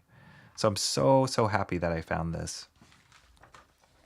It just takes me back to looking this as a kid. And it's this bigger format, right? It's like similar format, same size as the Marvel graphic novels. But instead of like going all super colorful because the production process was high, this was produced by Starblaze Graphics. Never heard of them.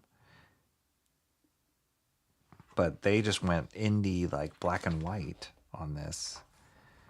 You know, this is pre Sin City. This is pre all this stuff, but it just reeks of like an independent book.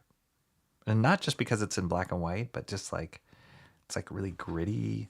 The characters don't look superhero handsome. They're just kind of more gestural. It's great. Oh, sorry. There's a bit of a glare here. Actually, I didn't. Sorry. I usually do this when I pre-stream, but I didn't double check my focus here. Ooh, that's better. Sorry about that. Sometimes I'll go back and watch streams and I'm like, oh, it's slightly out of focus. I don't like it. But it's like pen and ink. It's a screaming pen and ink work. Like very, very fine pen and ink work here on these like hatch lines.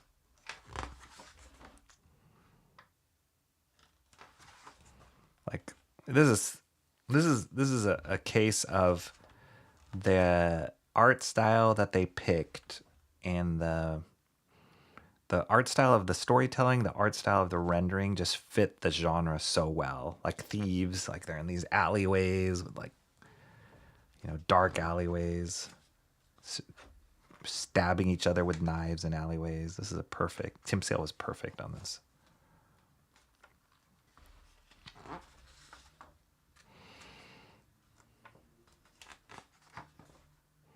So yeah, this was cool. I'm sure once I start reading this, I'm going to be like, I got to find the other volumes now. And it's going to send me down a rabbit hole, an eBay rabbit hole of finding the other volumes. This book, Bad Company, too, is similar. I mean, this is a UK produced book, but, you know, similar format, black and white. It's very cool.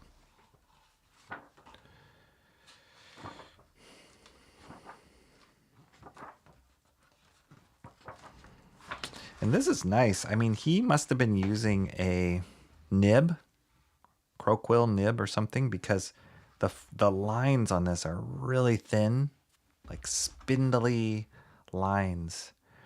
But it makes these kind of drawings that are not so dark, not so black because of the shadows, it really opens it up. And it feels like you can feel the heat hitting this building. There's not that much detail, but you can just feel the heat. It feels like the scale feels large because the lines are so thin. And just like spot blacks here to lead your eye. It's awesome. I love this hand-drawn title, Thieves World. Pretty cool.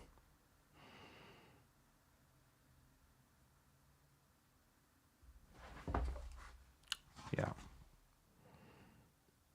I don't know that much about these writers, Robert Asprin and Lynn Abbey. I don't know what they've written before, but yeah, Tim Sale's a great artist on this.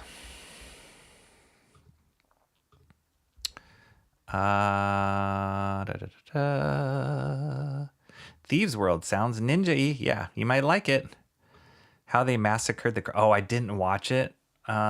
Timmy Mello. I didn't watch it. I didn't want to because I love the original movie so much. And the graphic novel, The Crow, is one of my favorite independent books of all time. So, yeah, I didn't even want to put that in my brain. Honor Among Thieves World. That's right. I don't even want to know what that translates to. Awesome one.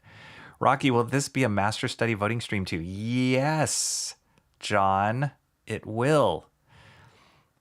I do have to show my treasures. My vote is already decided. Comrade Sammy said, do the hardest one. All right. Yeah, we'll get to the voting. Okay, I got one more thing to show, and then we'll get to the voting. All right. This is kind of cool. Picked this up at the library. I had no idea that they had this. So Sal Buscema, if I were to be honest, is not one of my favorite comic artists. But I respect the dude so much because he worked a long time in comics. And he's the brother of the great John Buscema. So can you imagine being John Buscema's younger brother, having to follow in that footsteps and do that in the same industry? Like that's pretty daunting. But look at his beautiful illustrations he was doing before he got into comics. Really nice stuff. Very classic, like magazine illustrator. And then he, like commercial illustrator. And then he translated that into getting into comics. I have no idea what his story is. That's why I thought it's kind of cool to read this. And Tomorrow's Publishing, who published this book, they've done a great job. They did a great job of doing these like biographical books. So let me pull out all the ones I have. I won't go through all the ones, but I'll show you what I have of Tomorrow's Publishing.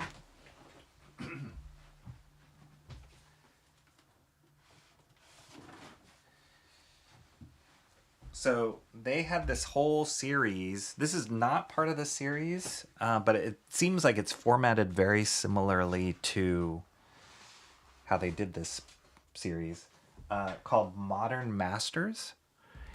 And each issue of Modern Masters would focus on one artist, and it would kind of give you this in-depth biography of it, which is, for me as a comic lover and an artist myself, it's so great to just hear the story and read about the story of how these artists came to be.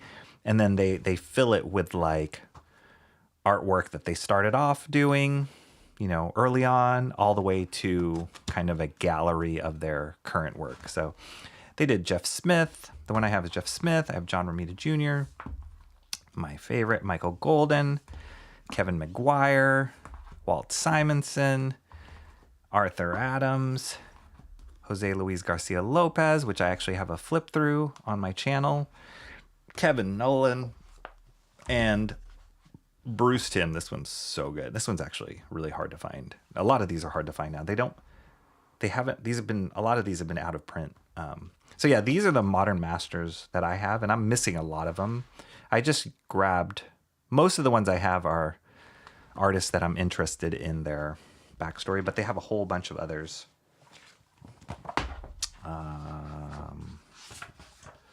Yeah, here's the whole catalog of what they have. Like Alan Davis would be a great one to get. George Perez has one. I don't have that one.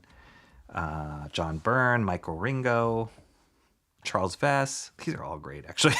Mike Allred, Lee Weeks, Mike Plug, Kyle Baker. Yeah, great.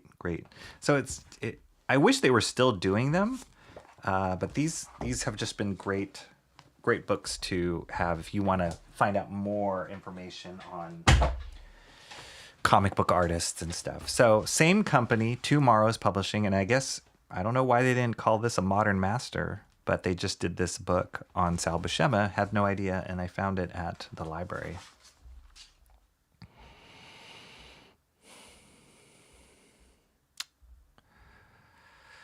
Awesome One says, I was watching an anime about a mentor who causes the most grief to train her students and suddenly felt a connection.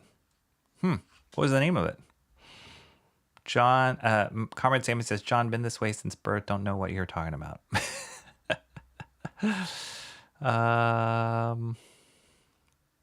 Bone. I read those in live. Bone's great.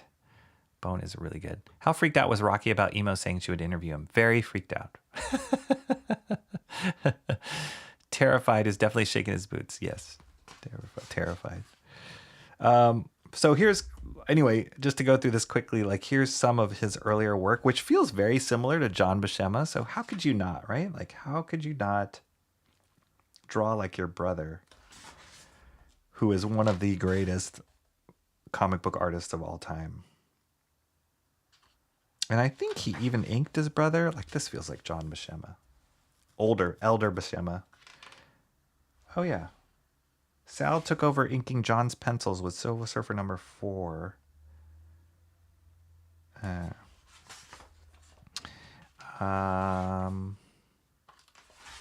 So yeah, it's kind of cool to see him progress. He definitely had a look to his figures. Similarly, as his brother had a look to his figures too. I liked John Buscema's better than Sal, but he did a lot of work, man. Not just as an inker, but also as a penciler and inker. And it seems like he was just like a go-to artist too. Probably because of his work ethic, I want to say. Oh, there's Joe Sinat right here, inking Sal Buscema. Is this for ROM? Yeah, I've seen that a lot, him being categorized as a workhorse.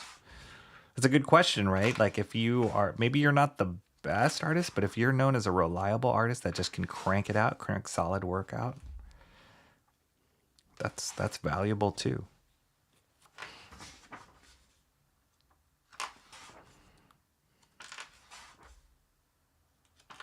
It's cool. So yeah, he had this and as he got kind of more solidified his style, it's a little bit more sharper edged than John Romita's. John Buscema's artwork had this beautiful flowing organic quality to it, and I felt like Sal Buscema's was a little more harder edged. Kind of had some like Walt Simonson in his work.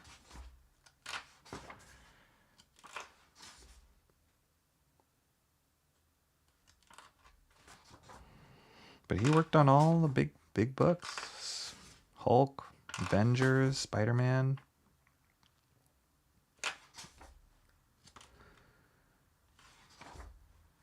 Yeah, this feels very Simonson-esque.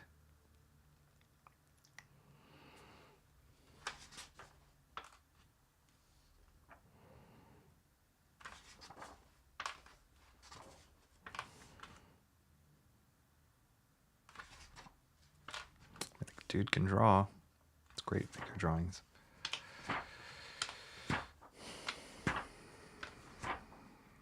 can paint. Wow, these are amazing.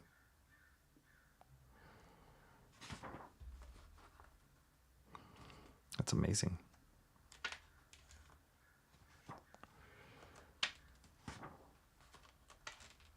Captain America. Anyway, cool stuff. It'll be cool to find out a little bit more about his history. Even though he wasn't one of my favorites, it's nice to see like somebody's career compiled together here. Especially somebody who how could you not live under the shadow of your brother? And how he handled that. There you go. Even looks like him. Sal Buscema, fast and furious artist.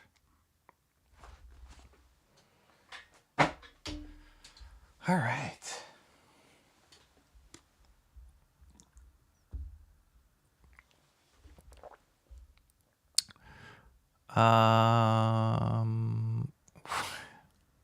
Man of the hour, Mr. Monkey Boy. How do you say monkey in French? 1969.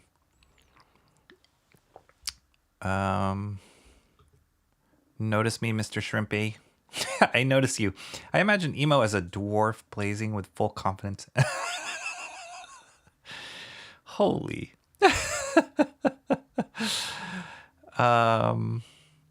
Yes, groomsman. It's a book with pictures. Surprise. Hey, no. Oh, I'm sorry. It's art. It's art. Sorry. So much good character interaction and placement. Sorry.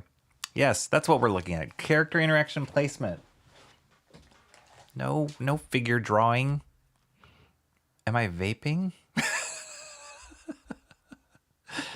Oh, awesome one. No, I'm not vaping.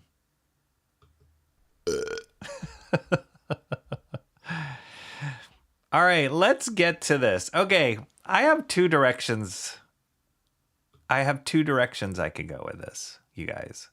We're getting to what's my next master study? I have thought long and hard about this, and I actually can make the decision right now. Long and hard about this. And something just changed my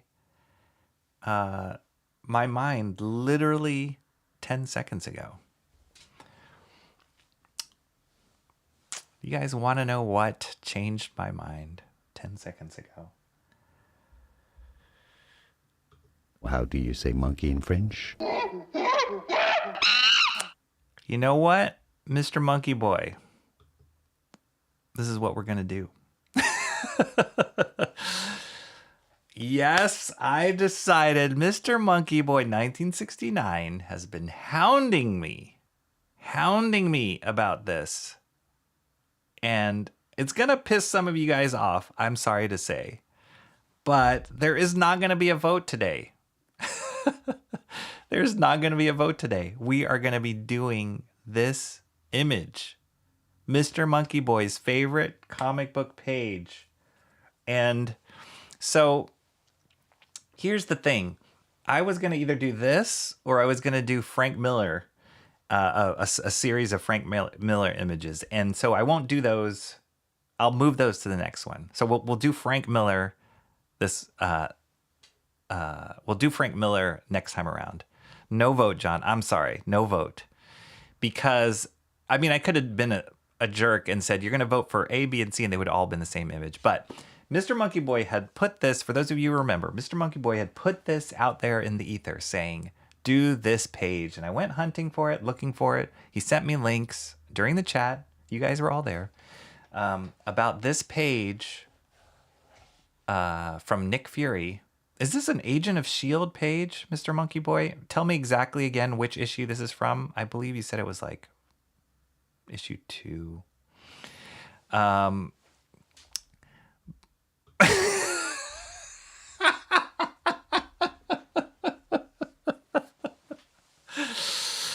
Yeah. How so very appropriate. Martin times a J, Ryan. No, I ever since Mr. Monkey Boy 1969 put this in front of me, I was like, wow, that is an amazing page. I love Jim Steranko's stuff. You guys know I have one of his art. I pulled out one of his books. I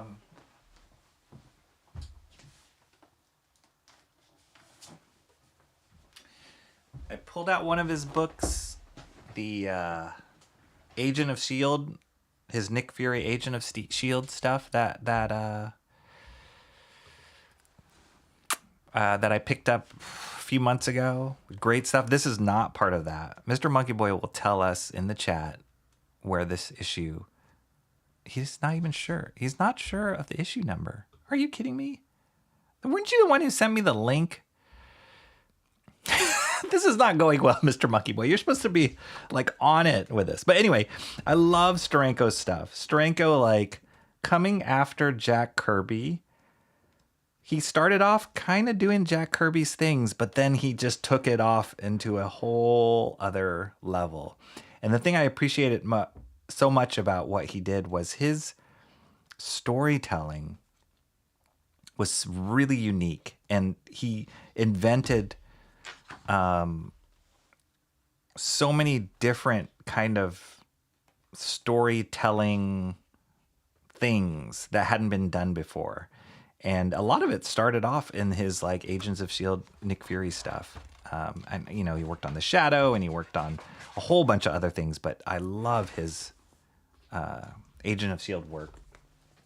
And so when Mr. Monkey Boy brought up this image, he sent the links and, you know, they were great, but I couldn't ever find a black and white version, and I ever couldn't find a high resolution version.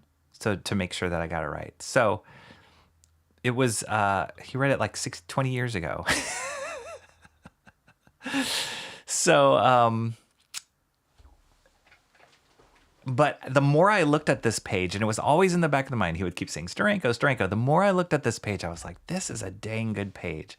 Why do I like this page? Because the storytelling in it takes front and center. And there's so many things going on. It's not just action page, and it's not just like dynamic, like character designs or whatever. Like there's so much story going on here.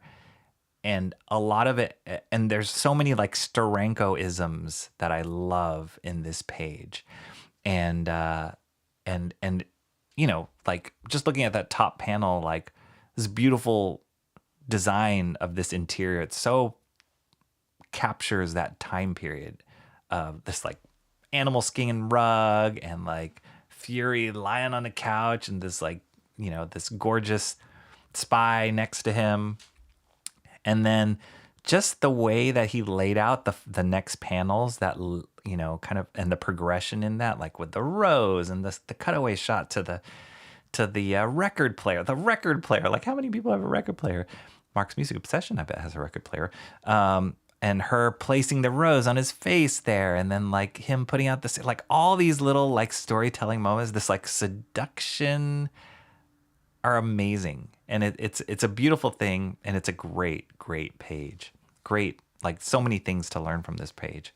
So I could never really find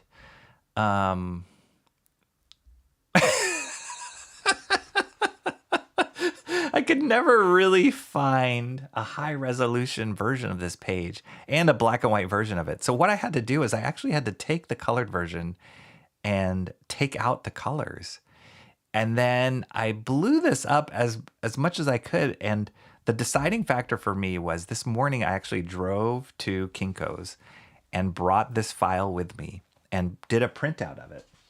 And in my mind, it was like, if the resolution is so bad that I can't reproduce this, then forget it. I'm not going to do it, because I don't want to like have, you know, when you guys print out something that's like low resolution, it's really hard to see like the details and all that kind of stuff. But I printed it out and it actually printed okay. Like here's the printout of the sheet here. So yeah, let's do this page. And I promise you guys, I do. Here's my campaign promise to you guys. Next master study, after I'm done with this Steranko page, we will be doing a vote. We'll do it the proper way. You guys will get to vote. And we'll be doing Frank Miller. I'll give you guys a little inside scoop. It's going to be a Daredevil page for Frank Miller, but I picked some great pages for that I already had prepped. So, Mr. Monkey Boy 1969, if you didn't show up like what is now 2 minutes ago, but if you didn't show up, if you weren't here in the chat, I wouldn't have picked this page. I would have gone straight to the Frank Miller voting. So there you go. You came up at the right time. You showed up in the right time. That page is pure chaos, Timmy Mello says. Some good panels. Stop the steal. Hashtag boo. I'm sorry. I disappointed you guys. Mark's Music Obsession say, that's okay, Rocky. A good page. It is a good page. It's going to be great. And I think what's going to be cool is because I've only seen the color version. I mean, other than this like makeshift black and white version that I did. I think it's going to be great. Let me see. I can show you guys. I'll show you guys the color version I'll show you the color version that I did, or that I took and made the black and white off of. Give me one moment here to share my screen.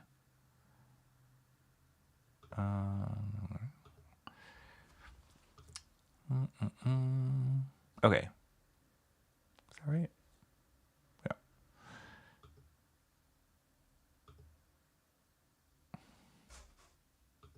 So this is the color version that I turned into the black and white version. I love it. I love that so this is the color version from the comic. I love the use of color even in this. Like if I was doing some sort of color study, like the use of color would be really cool because it's not like he's coloring her face behind that rose. He's just coloring the rose, and stuff that he chooses to color and not color is really awesome. Anyway, the more I looked at this page, as I kept looking at it over and over again, the more I kept falling in love with it.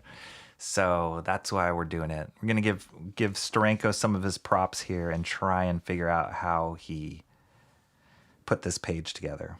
So there you go, you guys. Oh, man. Mr. Monkey Boy said he read it like 20 years ago. Comic pages without references or context is the best chaos. It is and it isn't, because you can look at this page without having any idea what is happening. You can look at this page and you know from panel 1 to the last panel, you know what happens. And actually there's maybe when I get into the master study, as I'm doing this actual page, we'll talk about this because they changed that last panel. That last panel with a gun was a different panel. And I've seen another version with that panel different, and they changed it for a reason, I think, but I'll have to research it a little bit more, but I know that was a little controversial of them either changing it or not changing it. Steranko put his Stanko on it. Issue 5. Awesome One says, I like white Nick Fury more. I like white Nick Fury more. But black Nick Fury is related to white Nick Fury. I can't remember if he's his son or whatever. I don't know how they reconcile that. Old school with the record player. That's right. That's right. You need to make a video about this crime with no voting. Somebody else needs to make that video, John, not me. That would be weird. White Nick Fury had more confidence. I agree. He totally had the swagger. I think the Samuel L. Jackson, Black Nick Fury, if you want to call him, or whatever, he definitely was like the conspiracy behind the scenes Nick Fury, that angle. But this Nick Fury was just like total swagger, no care in the world, and just doing what he thinks was right. I could have choose Tower of Shadows, The Roots, Double Spread. Good thing you didn't.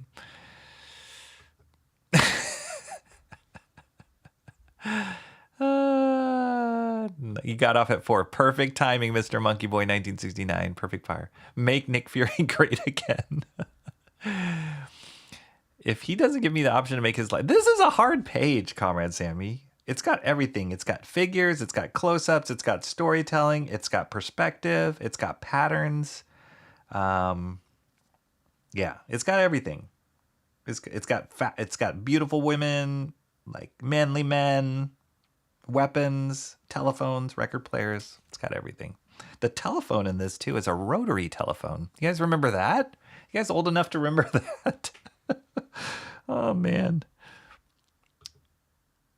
Disney Nick Fury is like a DEI hire who never fought a war, and his superpower is Deus Ex Machina. He always wins. Wow. Oh, man. He was talking to me, Rocky? Oh, okay.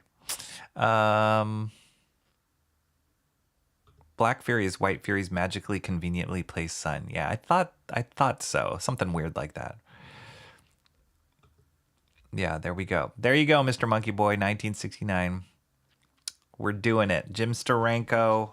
I'm going to find the exact issue because, and I will make sure when I start this master study that I'm quoting the right issue from this. A lot of people have actually talked about this page. This is not just you, Mr. Monkey Boy 1969, saying it's a great page. A lot of people have talked about this page, so it's great. Look at that gun at the beginning on the couch, and then the close-up of the gun at the end. Oh, so good.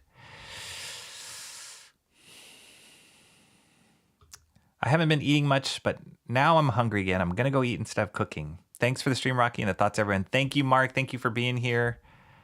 I'm glad we made you hungry. Oh man, I hope you have a good weekend, Mark. Really, really, truly, I wish that for you. I know it's been rough, and I know it's been tough. You are in our prayers and our thoughts, and we're here for you. Anytime you pop in, man, we're here for you. We always appreciate you. Enjoy your dinner. Bon appetit. Bless you. All right. So there we are. Usually if I did the voting, it would add a little bit more time. But because there was no vote, we cut some of that time out. Isn't that good, guys? Huh? Isn't that good? What else I got? I think that's it that I got. I think that's all. I'm reading this. This is fun. Reading this. Spawn. This is a collection, Origins collection, issue 1 through 4 right now. This is fun. It's funny because reading it, it's like, oh, McFarlane, his writing was just too much writing. It's really funny to kind of know where Spawn is now and see where it started off. But it's still fun, still exciting. Great drawings. McFarlane's a beast. Really a beast. The vote was stolen, Rocky. Yeah, that's right. Got we're on our own in-house J6 right now. Had a dill pickle, peanuts, and root beer. That's an interesting way to end your Friday right there. Start over, recap. I knew it. Rocky's wife is mad at him staying up till 2 a.m. drawing. Nah, she's not. She's fine with it. I do get the, you were up how late? Oh my gosh. It's not like you're your 20s anymore. I do get that a lot. But, yeah. It's okay. It's okay. All right, let me see. Let me just double check everything. Make sure I caught up. But that is all the books I have today. So yeah, like I told you guys at the beginning of this stream, nothing that I know of, because I didn't go to the store. Nothing really, other than Redcoat, the newest Redcoat. Nothing else really got me excited to like think about going to the store. Usually it's like 2 or 3 books I get excited about. So nothing really. I think new Absolute Batman. Oh, that's right. I haven't picked that up. There was an Absolute Batman filler issue where they had a totally different artist come in and do a filler, and I actually didn't pick it up. So, but I think Nick Dragotta's coming back on that series soon. And I think that one, a new one of that is coming out. And I'm working on, some pre-recorded content, pre-recorded videos. I have not done a pre-recorded video in a long time, but what I am working on is a pre-recorded video for a closer look video on a colorist. We had talked about that a few weeks ago. I wanted to do one specifically about coloring on Absolute Wonder Woman was the book I was thinking of doing it. And then I have a not closer look. I have another pre-recorded video that I want to do, or that I have to do, on the top 3 things that I learned from doing a master study on, the next one up was Will Eisner. Quite a bit behind on those books. I mean, on those videos. So yeah, it's this like, just this balance of like doing live streaming, which takes some time, and prepping for that, and also doing pre-recorded videos. So yeah, but those are ones that I have in the pipe already working. Oh yeah, and then I have these comic book store videos that I'm working on. Too much pre-recorded stuff that I have to edit, but it makes me like put on the editing hat a little bit more and get into that mindset.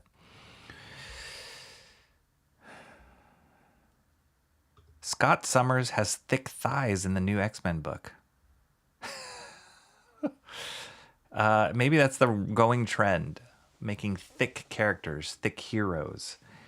I stopped picking up a bunch of the X-Men book that I was picking up. So it's really interesting to see like how long I will last on those.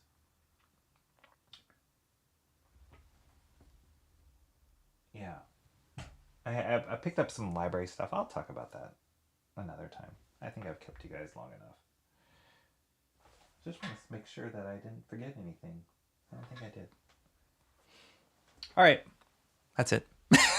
It was so good seeing you guys and talking with you guys and catching up with you guys. It was not weird, but different that it's on a Friday. But I'm glad I was able to squeeze that in. And next week, now that we have the master study scheduled, it'll give us more to lock into. I'm sure Wednesday I will be able to get to the store on Wednesday and kind of get back into that. I'll actually be able to do it on a Wednesday, in my Wednesday comics on a Wednesday, because I'm sure more books will come out. But it was nice to talk about Space Cat a little bit, and hopefully I can do a video for them when they reach out to me, or if I go in there and just film it incognito. But yeah, it's cool to be able to just focus on back issues for one of these things as opposed to all the new books that come out as well. It's over. My Random Comics is over. Yeah, that's it. I still don't understand. I'm so glad you said that, Timmy Mello. Because sometimes I feel like I'm like, wow, I'm so behind. I got all this stuff to do and blah, blah, blah. I'm not doing enough. And the YouTube algorithm will like lock me at 469 and frustrate the heck out of me. But then when I realize all the stuff that it takes to prep this and to do it and to record it and to edit it on top of all the rest of life, then you realize like, I'm kind of crazy. So I appreciate that you say that. I appreciate that you notice that. And most of all, I appreciate that you show up and listen to all this business, because that's the worst. If you spend all this time working, talking, researching, and nobody shows up, that would be pretty bad. Okay, that is it. Thank you everybody for coming. Please hit the like, smash that like as you on your way out. Tell everybody about this channel. It's fun to have you guys here. We need 30 more people to get to 500. If anybody likes comics and likes talking about comics and sharing comics, shoot them my way. We'll treat them nice. And we'll tell them to come vote on Master Studies, and then we'll pull the rug out from under them and won't listen to their vote anyway, and just force it down their throat like we're doing now. But I'm gonna prep this Steranko this weekend, and we'll hit the ground running on that Master Study next week. It'll be super fun, and it'll be great to do that with you guys. So thank you so much for being here. I'm Rocky Ballesteros. I will see you guys next time. Have a great weekend. Take care. Bye-bye.